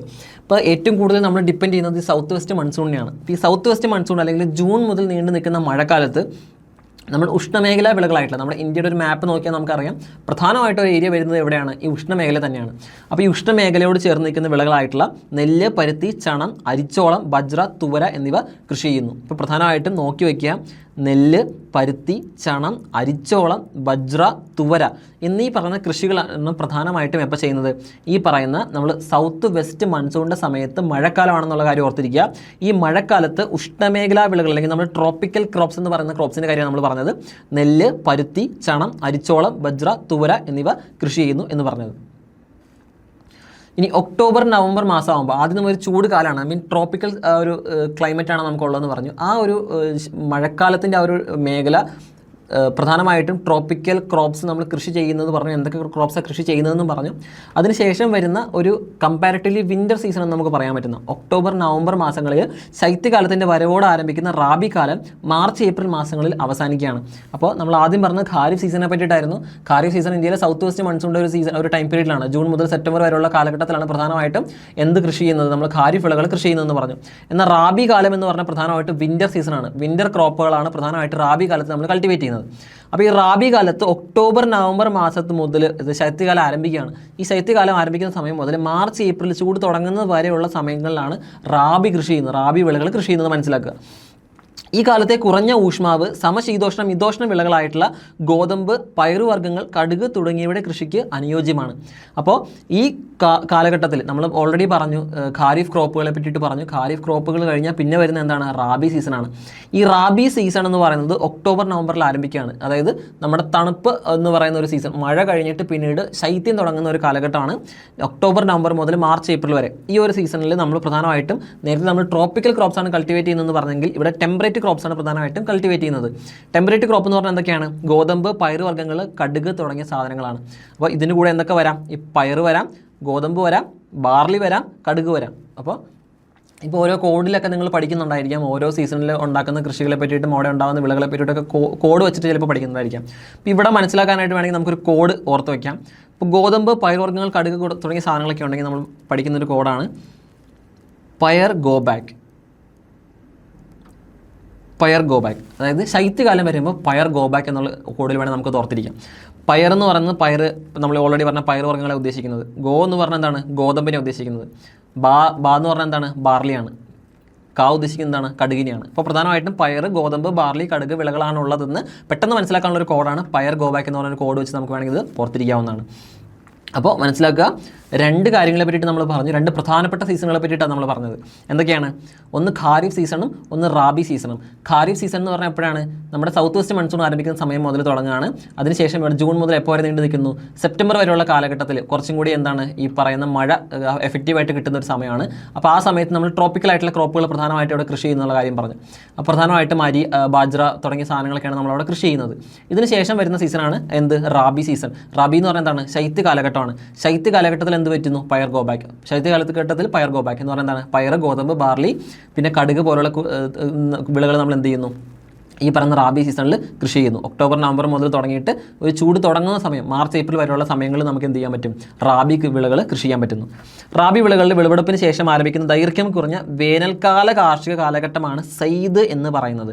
നമ്മൾ ഓൾറെഡി റാബിയുടെ കാര്യം പറഞ്ഞു. ഇനി ഈ റാബി കഴിഞ്ഞിട്ട് പിന്നെ ഒരു 2 മാസമുണ്ട്. അപ്പോൾ ആ സമയങ്ങളിൽ മഴയൊന്നും അധികം ഉണ്ടാവില്ല, നല്ല ചൂടായിരിക്കും. ഈ ചൂട് കാലത്ത് കൃഷി ചെയ്യാൻ പറ്റിയ വിളകളെ നമ്മൾ എന്ത് പറയുന്നു? സയ്ദ് എന്ന് പറയുന്നു. സയ്ദ് എന്ന് പറയുന്നു. തണ്ണിമത്തൻ, വെള്ളരി, പച്ചക്കറികൾ, കാലിത്തീറ്റ വിളകൾ തുടങ്ങിയ ജലസേചനം ലഭ്യമായ പ്രദേശത്ത് ഈ കാലത്ത് കൃഷി ചെയ്യുന്നു. എങ്കിലും രാജ്യത്തിൻ്റെ തെക്കൻ ഭാഗങ്ങളിൽ ഇത്തരം വ്യത്യസ്തമായ കാർഷിക കാലങ്ങൾ നിലനിൽക്കുന്നില്ല. അപ്പോൾ നമ്മൾ പ്രധാനമായിട്ടും സയ്ദിനെ പറ്റിയിട്ടാണ് പറഞ്ഞത്. പഴങ്ങളും പച്ചക്കറികളുമാണ് പ്രധാനമായിട്ട് ഈ കാലഘട്ടത്തിൽ നമ്മൾ കൂടുതലും കൃഷി ചെയ്യാറുള്ളൂ. തണ്ണിമത്തൻ, വെള്ളരി, പച്ചക്കറികൾ, കാലിത്തീറ്റ വിളകൾ തുടങ്ങിയവ ജലസേചനം ലഭ്യമായ പ്രദേശങ്ങളിൽ എന്ത് ചെയ്യുന്നു? ലിമിറ്റഡ് ആയിട്ട് നമ്മൾ കൃഷി ചെയ്യുന്നുണ്ട് ഈ കാലഘട്ടത്തിൽ. അപ്പോൾ ഈ ഒരു സീസൺ നമ്മൾ ഓൾറെഡി പറഞ്ഞു. ആദ്യം നമ്മൾ പറഞ്ഞത് എന്താണ്? ഖാരിഫിനെ പറ്റിയിട്ടാണ്. ഖാരിഫ് കഴിഞ്ഞ് റാബി, റാബി കഴിഞ്ഞ് സെയ്ദ്. ആദ്യം തന്നെ നമ്മൾ മനസ്സിലാക്കേണ്ട കാര്യം എന്താണ്? ഇത് മൂന്നും വളരെ പ്രൊഫൗണ്ടായിട്ട് കാണപ്പെടുന്നത് സൗത്ത് ഇന്ത്യയിലല്ല, പ്രധാനമായിട്ടും നോർത്ത് ഇന്ത്യയിലും ഒരു ഉൾപ്രദേശങ്ങളിലും, അതായത് രാജ്യത്തിൻ്റെ നോർത്ത് പ്രദേശങ്ങളിലും സെൻട്രലുള്ള ഒരു ഉൾപ്രദേശങ്ങളിലുമാണ് പ്രധാനമായിട്ട് ഇത് കാണപ്പെടുന്നത്. പക്ഷേ സൗത്ത് ഇന്ത്യയിൽ അത്ര പ്രൊനൗൺസ്ഡ് ആയിട്ടുള്ള സീസൺസ് അല്ല ഉള്ളത് എന്നുള്ള കാര്യം മനസ്സിലാക്കുക. അപ്പോൾ കൂടുതലായിട്ടും കാണപ്പെടുന്ന പ്രദേശങ്ങളിൽ 3 ആയിട്ട് തരംതിരിച്ചിട്ടുണ്ട്: ഖാരിഫ്, റാബി, അതുപോലെ സെയ്ദ്. അപ്പോൾ ഈ ഖാരിഫ് എന്ന് പറയുന്നത് എപ്പോൾ തുടങ്ങുന്നു? ഖാരിഫ് എന്ന് പറയുന്നത് സൗത്ത് വെസ്റ്റ് മൺസൂണിൻ്റെ ആരംഭത്തോടു കൂടി ജൂണിൽ ആരംഭിക്കുന്നു, സെപ്റ്റംബർ വരെ ഏകദേശം നീണ്ടു നിൽക്കുന്നു. അപ്പോൾ ഈ ഖാരിഫ് സീസണിൻ്റെ സമയത്ത് പ്രധാനമായിട്ടും മനസ്സിലാക്കേണ്ട കാര്യം എന്താണ്? ട്രോപ്പിക്കലായിട്ടുള്ള ക്രോപ്പുകളാണ് നമ്മൾ പ്രധാനമായിട്ടും കൃഷി ചെയ്യുന്നത്. അപ്പോൾ ട്രോപ്പിക്കലായിട്ടുള്ള ക്രോപ്സ് ഏതൊക്കെയാണെന്ന് മനസ്സിലാക്കി വെക്കുക. നമ്മുടെ അരി, അരിച്ചോളം മുതലായ കൃഷികൾ എന്ത് ചെയ്യുന്നു? നെല്ലൊക്കെ കൂടുതലും കൃഷി ചെയ്യുന്ന ഏത് സമയത്താണ്? ഖാരിഫ് സമയത്താണ്. നമുക്ക് ഏറ്റവും കൂടുതൽ ആവശ്യമായിട്ടുള്ള നെല്ല് ഉൽപ്പാദനം നടക്കുന്നത് ഖാരിഫ് സമയത്താണ്. ബജ്ര പോലുള്ള കൃഷികളൊക്കെ നടക്കുന്നതും ആ സമയത്താണെന്ന് മനസ്സിലാക്കുക. അതിനുശേഷം ബാക്കിയുള്ള ക്രോപ്പുകൾ എന്താണ്? റാബി സീസണിലേക്ക് വരികയാണ്, ശൈത്യ കാലഘട്ടത്തിലേക്ക് വരികയാണ്. അപ്പോൾ നമുക്ക് ശൈത്യകാലത്ത് വരുന്ന കുറച്ച് ക്രോപ്പുകളുടെ പേര് പഠിച്ചാൽ അതിന് ബാക്കി എക്സ്ക്ലൂഡ് ആയിട്ടുള്ള കുറച്ച് കാര്യങ്ങൾ എന്ത് ചെയ്യാൻ പറ്റും? ഇത് എങ്ങോട്ടേക്ക് വിടാം, ഇത് ഖാരിഫിലാണെന്നുള്ള കാര്യം നമുക്ക് ഓർത്ത് വയ്ക്കാനായിട്ട് സാധിക്കും. അപ്പോൾ നമ്മൾ അതിന് വേണ്ടിയിട്ടാണ് റാബിക്ക് എക്സാമ്പിളായിട്ട് നമ്മൾ എന്ത് പഠിച്ചത്? ഈ പയർ ഗോബാക്ക് പഠിച്ചത്. പയർ, ഗോതമ്പ്, ബാർലി എന്ന് പറഞ്ഞ ക്രോപ്പുകൾ, കടുക് പോലത്തെ മുതലായ കാര്യങ്ങളെ പറ്റിയിട്ട് നമ്മൾ പഠിച്ചത്. ഇത് പ്രധാനമായിട്ടും ശൈത്യകാലം എന്ന് പറഞ്ഞാൽ ഒക്ടോബർ നവംബറിൽ ആരംഭിച്ച് അടുത്ത വേനൽക്കാലം തുടങ്ങുന്നതിന് തൊട്ട് മുന്നേ വരെയുള്ള ഏപ്രിൽ വരെയുള്ള ഒരു കാലഘട്ടം വരെയാണ് നീണ്ടു നിൽക്കുന്നതെന്ന് പറഞ്ഞു.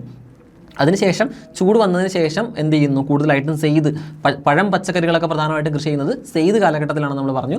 എന്ന് പറഞ്ഞാൽ അവിടെ എന്താണ്? ഈ പറഞ്ഞ തണ്ണിമത്തൻ, വെള്ളരി, പച്ചക്കറി, കാലിത്തീറ്റ വിളകൾ, ഇതെല്ലാം പ്രധാനമായിട്ടും എവിടേക്കാണോ ചെറിയ രീതിയിലെങ്കിലും നമുക്ക് വെള്ളം അവൈലബിൾ ആയിട്ടുള്ളത് അല്ലെങ്കിൽ ജലസേചനം അവൈലബിൾ ആയിട്ടുള്ള സ്ഥലങ്ങളിൽ നമുക്ക് ഇതൊക്കെ എന്ത് ചെയ്യാൻ പറ്റുന്നു? കൃഷി ചെയ്യാൻ പറ്റുന്നു. ഈ 3 കാലഘട്ടങ്ങളെ പറ്റിയിട്ടും ഇതിന് എക്സാമ്പിളെ പറ്റിയിട്ടും ഇത് എവിടേക്കാണ് കൃഷി ചെയ്യുന്നുള്ള ഒരു ബേസിക് ഐഡിയ കൂടെ എന്ത് ചെയ്യുക? ഓർത്ത് വയ്ക്കാനായിട്ട് ശ്രമിക്കുക. സൗത്ത് ഇന്ത്യയിൽ അധികം പ്രൊനൗൺസ്ഡ് ആയിട്ട് ഇത്തരത്തിലൊരു സീസണൽ വേരിയേഷൻ കാണുന്നില്ല എന്നുള്ള കാര്യം കൂടി മനസ്സിലാക്കി വയ്ക്കുക. ഇവിടെ ഉയർന്ന ഊഷ്മാവ് നിലനിൽക്കുന്നതുകൊണ്ട് മണ്ണിൽ ഈർപ്പമുണ്ടെങ്കിൽ വർഷത്തിൽ ഏത് സമയത്തും ഉഷ്ണമേഖലാ വിളകൾ കൃഷി ചെയ്യാം. അപ്പോൾ സൗത്തിൻ്റെ കാര്യമാണ് നമ്മൾ പറഞ്ഞത്. സൗത്തിൽ ഉയർന്ന ഊഷ്മാവ് നിലനിൽക്കുന്നുണ്ട്. നമ്മുടെ കടലിനോട് ചേർന്നിരിക്കുന്ന ഒരു പ്രദേശമാണ് സൗത്ത് എന്ന് പറയുന്നത്. ഇവിടെ ഈർപ്പം ഉണ്ടെങ്കിൽ, മണ്ണിൽ ഈർപ്പം ഉണ്ടെങ്കിൽ വർഷത്തിൽ ഏത് സമയത്തും ഉഷ്ണമേഖലാ വിളകൾ കൃഷി ചെയ്യാൻ പറ്റും. ഇപ്പോൾ നമ്മൾ ഓൾറെഡി നമുക്ക് അറിയാവുന്ന ഒരു കാര്യമാണ്, നമ്മുടെ ഒരു പെനിൻസുലാർ ഏരിയ, ഇവിടേക്കൊക്കെ ഒരു സൗത്ത് ഡിവിഷൻ കഴിഞ്ഞ് മുകളിലേക്ക് നോർത്ത് ഇന്ത്യയിലേക്കൊക്കെ പോയി കഴിയുമ്പോൾ എന്താണ്? ഈ ഒരു ഏരിയ എന്ന് പറഞ്ഞാൽ കോണ്ടിനെൻസും ആയിട്ട് എന്ത് ചെയ്യുന്നു? ലോക്കഡായിട്ട് കിടക്കുകയാണ്. എന്നാൽ ഇവിടെ സൗത്തിലുള്ള സ്റ്റേറ്റുകളിലെ ചുറ്റിനും കിടക്കുന്ന എന്താണ്? കടലാണ്. അപ്പോൾ ഈ ഒരു സമയത്ത് ഈ പെനിൻസുലാർ ആയിട്ടുള്ള ഏരിയയുടെ കാര്യം നമ്മൾ പറഞ്ഞത്, അവിടെ അധികം സീസണൽ വേരിയേഷൻസ് അധികം എന്ത് ചെയ്തില്ല? പ്രൊഫൗണ്ട് അല്ല. നമുക്ക് അധികം സീസണൽ വേരിയേഷൻസ് കാണാൻ പറ്റുന്നില്ല. സീസൺ മാറി വരുന്നുണ്ടെങ്കിലും വലിയ രീതിയിൽ ഇപ്പോൾ മഞ്ഞൊന്നും എന്ത് ചെയ്യാറില്ല, സൗത്ത് ഇന്ത്യൻ സ്റ്റേറ്റുകളിലൊന്നും മഞ്ഞ് വരാറില്ല. വിൻ്റർ സീസൺ എന്ന് പറഞ്ഞാൽ മഞ്ഞല്ല ഉദ്ദേശിക്കുന്നത്. കുറച്ചും കൂടെ തണുപ്പ് വരുന്നു പോകുന്നു എന്നുള്ള രീതിയിൽ മാത്രമേ ഉള്ളൂ. ചൂട് മാത്രം വളരെ എന്ത് ചെയ്യുന്നുണ്ട്? എക്സ്പീരിയൻസ് ചെയ്യുന്നുണ്ടാവും. എന്നാൽ ഡൽഹിയിലൊക്കെ ഉള്ളതുപോലെ 50 ഡിഗ്രി ചൂടുകളൊന്നും എന്ത് വരാറില്ല, ഈ പറഞ്ഞ സ്ഥലങ്ങളിൽ പ്രധാനമായിട്ടും വരാറില്ല എന്നുള്ള കാര്യം മനസ്സിലാക്കുക. ഒരുപാട് വേരിയേഷൻസില്ല. എസ്പെഷ്യലി ഈ മറൈൻ ക്ലൈമറ്റ് എന്ന് പറഞ്ഞൊരു ഏരിയ ഉണ്ട്. മറൈൻ ഏരിയാസിൽ അല്ലെങ്കിൽ കോസ്റ്റൽ ഏരിയാസിലൊന്നും ഒട്ടും ആ സീസണൽ വേരിയേഷൻ അധികം പ്രൊഫൗണ്ട് അല്ല. മുകളിലേക്ക് വരുമ്പോഴത്തേക്കും കുറച്ചും കൂടെ മാറ്റം ഉണ്ടെങ്കിലും നോർത്തിലെ പോലൊരു വ്യത്യാസം ഇവിടെ വരുന്നില്ല. അപ്പോൾ ഇവിടെ മണ്ണിൽ ഈർപ്പമുണ്ടെങ്കിൽ ഇവിടെ എപ്പോൾ ഒരു ഊഷ്മാവ് ഉണ്ടാവും. അപ്പോൾ ട്രോപ്പിക്കലായിട്ട് ഒരു ഏരിയയിലാണ് ഇന്ത്യ പ്രധാനമായിട്ടും വരുന്നത്. ഇന്ത്യയുടെ ഒരു സൗത്ത് ഏരിയ എന്ന് പറഞ്ഞാൽ കൂടുതലും ട്രോപ്പിക്കൽ സീസണുമായിട്ട് കുറച്ചുകൂടെ ചേർന്നിരിക്കുകയാണ്. അപ്പോൾ ട്രോപ്പിക് ഓഫ് ക്യാൻസറിന് താഴെ നിൽക്കുന്ന സ്ഥലങ്ങളാണ്. അപ്പോൾ ഈ ഒരു ഏരിയയിൽ വരുന്ന ഏരിയയിൽ നമുക്ക് കൂടുതലായിട്ട് കൃഷി ചെയ്യാൻ പറ്റുന്നത് എന്താണ്? ഈ പറഞ്ഞ ട്രോപ്പിക്കൽ ക്രോപ്സ് നമുക്ക് കുറച്ചും കൂടി കൃഷി ചെയ്യാൻ പറ്റുന്നു. അവിടെ ഊഷ്മാവ് നിലനിൽക്കുന്നുണ്ടെങ്കിൽ നമുക്ക് മണ്ണിൽ ഈർപ്പമുണ്ട്. അതുകൊണ്ട് വർഷത്തിൽ ഏത് സമയത്തും നമുക്ക് ട്രോപ്പിക്കൽ ക്രോപ്സ് ഈ പറഞ്ഞ അരിയൊക്കെ കൂടുതലായിട്ട് എന്ത് ചെയ്യാൻ പറ്റും? കൾട്ടിവേറ്റ് ചെയ്യാനായിട്ട് പറ്റും. ഉഷ്ണമേഖലാ വിളകൾ മൊത്തത്തിൽ കൾട്ടിവേറ്റ് ചെയ്യാൻ പറ്റും. അതിനാൽ മണ്ണിൻ്റെ ആവശ്യത്തിന് ജലാംശം ഉണ്ടെങ്കിൽ ഒരു കാർഷിക വർഷത്തിൽ ഒരേ വിളകൾ തന്നെ 3 പ്രാവശ്യം ഈ പ്രദേശത്ത് കൃഷി ചെയ്യാനായിട്ട് സാധിക്കും. അപ്പോൾ നമ്മൾ ഓൾറെഡി നമുക്കറിയാം, നമ്മുടെ നെൽകൃഷി ചെയ്യുന്ന സമയത്ത് തന്നെ നമുക്ക് 3-4 സീസൺസ് നമുക്കുണ്ട്, കേട്ടിട്ടുണ്ടാവും. മുണ്ടകൻ എന്നൊക്കെ പറഞ്ഞ കൃഷിയുണ്ടല്ലോ. അപ്പോൾ പുഞ്ച, വിരിപ്പ് എന്നൊക്കെ പറഞ്ഞ് ഓരോ കൃഷികളുണ്ട്. അപ്പോൾ നെല്ലിന് തന്നെ ഓരോ സീസണുകളായിട്ട് നമുക്ക് എന്ത് ചെയ്യാൻ പറ്റും. ഇപ്പോൾ കരനെൽ കൃഷിയും ചെയ്യാറുണ്ട്, നമ്മൾ അല്ലാത്തതും ചെയ്യാറുണ്ട്. സീസൺ മാറി വരുന്ന സമയത്ത് കുറച്ച് വേരിയേഷൻസോട് കൂടി നമുക്ക് നെൽകൃഷിയുടെ തന്നെ പല വെറൈറ്റീസ് നമുക്കിവിടെ കൃഷി ചെയ്യാനായിട്ട് സാധിക്കും. അപ്പോൾ സൗത്തിലെ ക്ലൈമറ്റ് കുറച്ച് ഡിഫറൻ്റ് ആണ്. നോർത്തിൽ ഈ പറഞ്ഞ 3 സീസൺസ് ഉണ്ട്. ആ 3 സീസൺസിലും എന്ത് ചെയ്യുന്നുണ്ട്, പലതരത്തിലുള്ള ക്രോപ്പുകളാണ് കൾട്ടിവേറ്റ് ചെയ്യുന്നത്. സൗത്തിൽ കുറച്ചും കൂടി സ്റ്റേബിൾ ആയിട്ടുള്ളൊരു ക്ലൈമറ്റ് ആണ്, അത്ര വേരിയേഷൻസ് വരാറില്ല. അതുകൊണ്ട് തന്നെ നമുക്ക് എന്ത് ചെയ്യാൻ പറ്റും, ഉഷ്ണമേഖലാ വിളകൾ കുറച്ചും കൂടി കാലഘട്ടം കൂട്ടി എന്ത് ചെയ്യാൻ പറ്റും. ഇപ്പോൾ മണ്ണിൽ അത്യാവശ്യം ഈർപ്പൊക്കെ ഉണ്ട് എന്നുള്ള രീതിയിലാണെങ്കിൽ നമുക്ക് എന്ത് ചെയ്യാൻ പറ്റും, ഒരേ വിള തന്നെ വേണമെങ്കിൽ കണ്ടിന്യൂസ് ആയിട്ട് കൃഷി ചെയ്യാനായിട്ട് സൗത്തിൽ പറ്റും എന്നുള്ള ഒരു വ്യത്യാസം ഓർത്തിരിക്കുക. ഇനി കാർഷിക കാലങ്ങളെ പറ്റിയിട്ട് ഒരു ജനറലൈസ്ഡ് ആയിട്ടുള്ള ടെക്സ്റ്റ് എന്നുള്ളൊരു റെഫറൻസ് നമ്മൾ എടുത്ത് പറയുകയാണ്. ഖാരിഫ് എന്ന് പറഞ്ഞാൽ ജൂൺ മുതൽ സെപ്റ്റംബർ വരെയാണ്, നമ്മൾ ഓൾറെഡി പഠിച്ചു. ഉഷ്ണമേഖലാ വിളകളായിട്ടുള്ള നെല്ല്, പരുത്തി, ചണം, ബജ്ര, തൂര മുതലായവ കൃഷി ചെയ്യുന്നു. നെല്ല്, പരുത്തി, ചണം, ബജ്ര, തൂര. നെല്ല്, പരുത്തി, ചണം, തുവര, ബജ്ര. റാബി എന്ന് പറയുന്നത് ഒക്ടോബർ, ശൈത്യകാലം തുടങ്ങി മാർച്ച് വരെ. മിതോഷ്ണ ഉപോഷ്ണ വിളകൾ എന്ന് പറഞ്ഞാൽ എന്താണ്, ടെമ്പറേറ്റ് ക്രോപ്സ്. ടെമ്പറേറ്റ് ക്രോപ്സ് ആയിട്ടുള്ള ഗോതമ്പ്, പയറുവർഗ്ഗം, കടുക്, ബാർലി. നമ്മൾ ഓൾറെഡി പറഞ്ഞു പയർ, ഗോപാക്. സയ്യിദ് കൃഷികൾ ഏപ്രിൽ മുതൽ ജൂൺ വരെ. പച്ചക്കറി, പഴങ്ങൾ, കാലിത്തീറ്റ വിളകൾ മുതലായവ കൃഷി ചെയ്യുന്നത് സയ്യിദ് കാലത്തിൽ, എന്താണ്, ചൂടുകാലം. ഏപ്രിൽ മുതൽ ജൂൺ വരെ, അടുത്ത മഴ തുടങ്ങുന്ന മുന്നേ വരെയുള്ള കാലഘട്ടത്തിലാണ് സയ്യിദ് കൃഷി ചെയ്യുന്നത്. അപ്പോൾ ഈ ഒരു ഏരിയയിൽ വരുന്ന കാര്യങ്ങൾ മനസ്സിലായെന്ന് വിചാരിക്കുന്നു. ഖാരിഫ് സീസണിൽ എന്ത് വരുന്നു, റാബിയിൽ എന്ത് വരുന്നു, സയ്യിദിൽ എന്ത് വരുന്നു, ഇത് ഏത് കാലഘട്ടത്തിലാണെന്നുള്ള കാര്യങ്ങളൊക്കെ എന്ത് ചെയ്യുക, ഒന്ന് ഓർത്ത് വയ്ക്കാനായിട്ട് ശ്രമിക്കുക. നമ്മൾ ഒരു കാര്യം ഓർത്ത് വെച്ചാൽ മതി, റാബി എന്ന് പറയുന്നത് ഓൾറെഡി സയ്യിദിനെ പറ്റിയിട്ട് എല്ലാവർക്കും അറിയായിരിക്കും. സയ്യിദ് ചൂട് കാലത്താണ് വരുന്നത്. ഇപ്പോൾ ചൂട് കാലത്ത് പഴം, പച്ചക്കറികൾ കൃഷി ചെയ്യുന്നുള്ള കാര്യം അറിയാം. ഖാരിഫ് റാബി അങ്ങോട്ടും ഇങ്ങോട്ടും മാറിപ്പോകുന്നുണ്ടെങ്കിൽ ആലോചിക്കുക. റാബി എന്ന് പറയുന്ന ഒരു കാര്യത്തെ പറ്റിയിട്ട് മാത്രം അലച്ചാൽ മതി. ഇപ്പോൾ നമ്മൾ ഓൾറെഡി പറഞ്ഞു പയർ, ഗോബാക്കിൽ ബാർലി ഉണ്ടല്ലോ. ഇപ്പോൾ ഒരു കണക്ഷൻ വെച്ചിട്ട് ആലോചിച്ച് വയ്ക്കുക. റാബി എന്ന് പറഞ്ഞാൽ ശൈത്യകാലമാണ്. ശൈത്യകാലത്ത് എന്ത്, പയർ, ഗോബാക്ക്. ഈ ഒരു ഒറ്റ കണക്ഷൻ ഓർത്ത് വെച്ചാൽ മറ്റേത് രണ്ടും തമ്മിൽ റിലേറ്റീവായിട്ട് പഠിക്കാൻ പറ്റും. ഒരെണ്ണം ഓർത്ത് വെച്ചാൽ മറ്റേതിൻ്റെ ഓപ്പോസിറ്റ് ആയിരിക്കും നമുക്കറിയാം. ഇപ്പോൾ മഴക്കാലത്ത് ഖാരിഫാണ്, അവിടെ ഉഷ്ണമേഖലാ വിളകളാണ് കൃഷി ചെയ്യുന്നത്. നെല്ല്, പരുത്തി, ചണം, ബജ്ര, തൂരയാണ്. റാബി എന്ന് പറഞ്ഞാൽ ശൈത്യകാലമാണ്. ശൈത്യകാലത്ത് പയർ, ഗോബാക്കാണ്. അവിടെ നമ്മൾ എന്തൊക്കെ കൃഷി ചെയ്യുന്നു, പയർ, ഗോതമ്പ്, ബാർലി, കടുക് കൃഷി ചെയ്യുന്നു. സയ്യിദ് എന്ന് പറഞ്ഞാൽ എന്താണ്, പഴം, പച്ചക്കറി, കാലിത്തീറ്റ മുതലായ കാര്യങ്ങളാണ് സയ്യിദിൽ കൃഷി ചെയ്യുന്നത്. ഇപ്പോൾ ഈ ഒരു കണക്ഷൻ വെച്ചിട്ടൊന്ന് ഓർത്തിരിക്കാനായിട്ട് ശ്രമിക്കുക. അപ്പോൾ ഖാരിഫ് എന്ന് പറഞ്ഞാൽ ടെമ്പറേറ്റ് എന്ന് പറഞ്ഞ സീസണിലേക്ക് വന്നിട്ടില്ല, ട്രോപ്പിക്കലാണെന്നുള്ള കാര്യം ഓർത്തിരിക്കുക. റാബി എന്ന് പറഞ്ഞാൽ ടെമ്പറേറ്റിലേക്ക് വന്നു, ടെമ്പറേറ്റ് ആണ്. സയ്യിദ് എന്ന് പറഞ്ഞാൽ എന്താണ്, ട്രോപ്പിക്കൽ ക്രോപ്സ് കൃഷി ചെയ്യുക എന്ന് പറഞ്ഞാൽ ഉദ്ദേശിക്കുന്നത് എന്താണ്, പഴം, പച്ചക്കറി പോലെ സാധനങ്ങളാണ്. North India, south India division ഉണ്ട്. നോർത്ത് ഇന്ത്യയിലാണ് ഈ പറഞ്ഞ 3 വളരെ പ്രൊഫൗണ്ടായിട്ട് കാണപ്പെടുന്നത്. സൗത്തിൽ ഓൾമോസ്റ്റ് സെയിം ആണ്. ട്രോപ്പിക്കൽ ക്രോപ്സ് നമുക്ക് എപ്പോൾ വേണമെങ്കിലും കൃഷി ചെയ്യാൻ പറ്റുന്ന ഒരു ഏരിയയാണ് സൗത്ത് ഇന്ത്യൻ സ്റ്റേറ്റുകൾ പ്രധാനമായിട്ടുള്ള കാര്യം മനസ്സിലാക്കി വയ്ക്കുക. ഇനി കാർഷിക വിളകൾ എന്ന് പറഞ്ഞാൽ നമ്മുടെ കോർ ടോപ്പിക്കിലേക്ക് നമ്മൾ കിടക്കുകയാണ്. നമ്മളിപ്പോൾ ജോഗ്രഫി ആയിട്ട് ഓവർലാപ്പ് ചെയ്ത് വന്നതുകൊണ്ട് കുറച്ച് ടോപ്പിക്കുകൾ നമ്മൾ എന്ത് ചെയ്യുന്നുണ്ട്, ഒരു ഇൻട്രൊഡക്ടറി പോലെ നമ്മൾ അങ്ങ് പറഞ്ഞു വിട്ടു എന്നുള്ളതേ ഉള്ളൂ. ഇപ്പോൾ കുറച്ചും കൂടി കോറായിട്ട് പഠിച്ച് വെക്കാനായിട്ട് ശ്രദ്ധിക്കുക. ചോദ്യം ചോദിക്കുമ്പോൾ രണ്ടിലും പറഞ്ഞ ക്വസ്റ്റ്യൻസ് വരാം. അപ്പോൾ നമ്മുടെ പ്രധാനമായിട്ടുള്ള ഏരിയ എന്ന് പറയുന്നത്, ഇപ്പോൾ നമ്മൾ ഇക്കണോമിക്സിനെ സംബന്ധിച്ചിടത്തോളം കാർഷിക വിളകൾ എന്നാണ് നമ്മുടെ സിലബസിൽ വളരെ എടുത്തു പറഞ്ഞിട്ടുള്ളത്. അപ്പോൾ കാർഷിക വിളകൾ എന്തൊക്കെയാണെന്നുള്ളത് അതിൻ്റെ ഒരു ക്ലാസിഫിക്കേഷൻ നമുക്ക് ഈ മുതൽ ഒന്ന് ഡിസ്കസ് ചെയ്യാം. ഇന്ത്യയിലെ കാർഷിക വിളകളെ രണ്ടായിട്ട് തിരിക്കാൻ പറ്റും, പക്ഷിവിളകളും നാണ്യവിളകളും. നമ്മൾ പറഞ്ഞു പക്ഷിവിളകളിലെ കുറച്ച് ഏരിയാസ് നമ്മൾ എന്ത് ചെയ്യുന്നു, കൊമേഴ്ഷ്യലി കൊടുത്തു കഴിഞ്ഞാൽ നാണ്യവിളകൾ അതും കൂടെ ചേർത്ത് നമുക്ക് എന്ത് പറയാൻ പറ്റും, നമ്മൾ ഓൾറെഡി മുന്നേ പറഞ്ഞു കൊമേഴ്ഷ്യൽ ക്രോപ്സ്, ആ കൊമേഴ്ഷ്യൽ ക്രോപ്സിൽ പെടുത്താൻ പറ്റും. ഇനി ഇത് കൂടാതെ നമ്മൾ സ്വന്തം കൺസംഷന് വേണ്ടി ഉപയോഗിക്കുന്ന പക്ഷിവിളകളുണ്ട്. അപ്പോൾ പ്രധാനമായിട്ടും കാർഷിക വിളകളെ നമ്മൾ ഇന്ത്യയിൽ ഉൽപ്പാദിപ്പിക്കുന്ന വിളകളെ നമ്മൾ പ്രധാനമായിട്ടും ക്ലാസിഫൈ ചെയ്യുന്നത് 2 തരത്തിലേ ഉള്ളൂ, ഭക്ഷ്യവിളകൾ, നാണ്യവിളകൾ. പണ്ട് ആളുകൾ ഇന്ത്യയിൽ കൾട്ടിവേറ്റ് ചെയ്തിരുന്നത് എന്തായിരുന്നു, ഭക്ഷ്യവിളകളായിരുന്നു. അവിടെ നിന്ന് പിന്നീട് നാണ്യവിളകളിലേക്ക് മാറുകയാണ് എന്ത് ചെയ്ത് ബ്രിട്ടീഷുകാർ കൂടുതൽ പ്രോത്സാഹിപ്പിച്ചത് എന്നുള്ള കാര്യം നമ്മൾ പഠിച്ചു. കുറച്ച് എക്സാമ്പിളുകൾ ഇവിടെ നോക്കി കഴിഞ്ഞാൽ നമുക്ക് കാണാൻ പറ്റും. ഫുഡ് ക്രോപ്സ് എന്തൊക്കെയാണ്, ക്യാഷ് ക്രോപ്സ് എന്തൊക്കെയാണെന്നൊക്കെ. നമ്മൾ ആദ്യമായിട്ട് ഡിസ്കസ് ചെയ്യുന്നത് ഭക്ഷ്യവിളകളെ പറ്റിയിട്ടാണ്. ഭക്ഷ്യവസ്തുക്കളായി നേരിട്ട് ഉപയോഗിക്കുന്ന വിളകളാണ് ഭക്ഷ്യവിളകൾ എന്ന് പറയുന്നത്. ഉദാഹരണങ്ങളാണ് നെല്ല്, ഗോതമ്പ്, ചോളം, ബാർലി, പയറുവർഗ്ഗങ്ങൾ തുടങ്ങിയവ. നമുക്ക് കൺസ്യൂം ചെയ്യാൻ പറ്റുന്ന ഗുഡ്സിനാണ് നമ്മൾ ഭക്ഷ്യവിളകൾ എന്ന് പറയുന്നത്. ഇന്ത്യയിലെ ആകെ കൃഷിഭൂമിയുടെ 2/3 ഭാഗവും കൈയടക്കിയിരിക്കുന്നത് ഭക്ഷ്യവിളകളാണ്. നമ്മൾ ഓൾറെഡി പറഞ്ഞു ബ്രിട്ടീഷുകാർ വരുന്നതിന് മുന്നേ കൂടുതലായിട്ടും ഭക്ഷ്യവിളകളായിരുന്നു ഉണ്ടായിരുന്നത്. ബ്രിട്ടീഷുകാർ കുറേയൊക്കെ പ്ലാന്റേഷൻ ക്രോപ്സിലേക്ക് മാറ്റി, നാണ്യവിളകളിലേക്ക് മാറ്റി, ക്യാഷ് ക്രോപ്സിലേക്ക് കുറേ ആയിട്ട് കൺവേർട്ട് ചെയ്തെന്ന് പറഞ്ഞു. എന്നാലും ഇപ്പോഴും ആളുകൾ അഗ്രികൾച്ചറെ ഡിപ്പെൻഡ് ചെയ്യുന്നതുകൊണ്ട് ഇപ്പോൾ ആളുകൾ ഇന്ത്യയിൽ ഇപ്പോഴത്തെ കണക്ക് നോക്കുകയാണെങ്കിൽ ഭക്ഷ്യവിളകളാണ് കൂടുതലായിട്ടും. എവിടെയാണ് 2/3 ഭാഗവും കൈയടക്കിയിരിക്കുന്നത് ഭക്ഷ്യവിളകൾ തന്നെയാണ്. ഭക്ഷ്യധാന്യങ്ങളുടെ ഘടന അനുസരിച്ച് അവയെ രണ്ടായിട്ട് നമുക്ക് വീണ്ടും തരംതിരിക്കാം, ധാന്യങ്ങളും പയറുവർഗ്ഗങ്ങളും. അപ്പോൾ നമ്മൾ ഓൾറെഡി ഭക്ഷ്യവിളകളെ പറ്റി പറഞ്ഞു. ഇന്ത്യയിലെ 3/2 ഭാഗങ്ങളും കൈയടക്കി വെച്ചിരിക്കുന്നത് ഭക്ഷ്യവിളകൾ തന്നെയാണെന്ന് നമ്മൾ പറഞ്ഞു. ഈ ഭക്ഷ്യധാന്യങ്ങളുടെ ഘടന അനുസരിച്ച് നമുക്ക് എന്ത് ചെയ്യാൻ പറ്റും, വീണ്ടും അവയെ ധാന്യങ്ങളെന്നും പയറുവർഗ്ഗങ്ങളെന്നും തിരിക്കാം. ധാന്യങ്ങളും പയറുവർഗ്ഗങ്ങളും. ഇനി ഇതെന്താണെന്ന് നമുക്ക് നോക്കാം. ധാന്യങ്ങൾ. ഇന്ത്യയിലെ കൃഷിഭൂമിയുടെ 54% വിനിയോഗിക്കുന്നത് ധാന്യങ്ങളുടെ കൃഷിക്ക് വേണ്ടിയിട്ടാണ്. നമ്മൾ ഓൾറെഡി പറഞ്ഞു ഭക്ഷ്യധാന്യങ്ങൾ എന്ന് പറയുന്നത് 2 ഭാഗം കൈയടക്കി വെച്ചിരിക്കുകയാണ്. ഇതിൻ്റെ 54% കൈയടക്കി വെച്ചിരിക്കുന്ന ആരാണ്? ധാന്യങ്ങളാണ്. ഇന്ത്യയിൽ കൃഷി ചെയ്യുന്ന പ്രധാനപ്പെട്ട മൃദുധാന്യങ്ങളാണ് നെല്ലും ഗോതമ്പും. ധാന്യങ്ങളിൽ തന്നെ നമ്മൾ വീണ്ടും ക്ലാസിഫൈ ചെയ്യാണ്. മൃദുധാന്യങ്ങളെന്നും പരുക്കൻ ധാന്യങ്ങളെന്നും വീണ്ടും ക്ലാസിഫൈ ചെയ്യാണ്. മൃദുധാന്യങ്ങളിൽ പ്രധാനമായിട്ടും പെടുകയാണ് നെല്ലും ഗോതമ്പും. പരുക്കൻ ധാന്യങ്ങൾ എന്ന് പറഞ്ഞാൽ അരിച്ചോളം, ബജ്ര, ചോളം, റാഗി തുടങ്ങിയവയാണ്. നമുക്ക് പ്രധാനമായിട്ടും പരിചയമുള്ളത് നെല്ലും ഗോതമ്പും ആയിരിക്കും. അരിച്ചോളം, ബജ്ര, ചോളം, റാഗിയൊക്കെ നമ്മൾ കേട്ടിട്ടുണ്ടാവും, നമ്മൾ എവിടെയെങ്കിലും ചിലപ്പോൾ കണ്ടിട്ടുണ്ടാവും. റാഗിയൊക്കെ നമ്മൾ ചിലപ്പോൾ പൊടിയായിട്ട് നമ്മൾ എന്ത് ചെയ്യുന്നുണ്ടാവും, കൺസ്യൂം ചെയ്യുന്നുണ്ടാവും. മനസ്സിലാക്കുക, രണ്ട് ക്ലാസിഫിക്കേഷനിൽ വരുന്നതാണ്. മൃദുധാന്യങ്ങളുണ്ട്, പരുക്കൻ ധാന്യങ്ങളുണ്ട്. ഇത് 2 ധാന്യങ്ങളുടെ ഇടയിൽ വരുന്നു. അപ്പോൾ ധാന്യങ്ങൾ തന്നെ എന്ത് വരുന്നു? ഇന്ത്യയിലെ മൊത്തം ഭക്ഷ്യധാന്യങ്ങളുടെ 54% ധാന്യങ്ങളാണ്.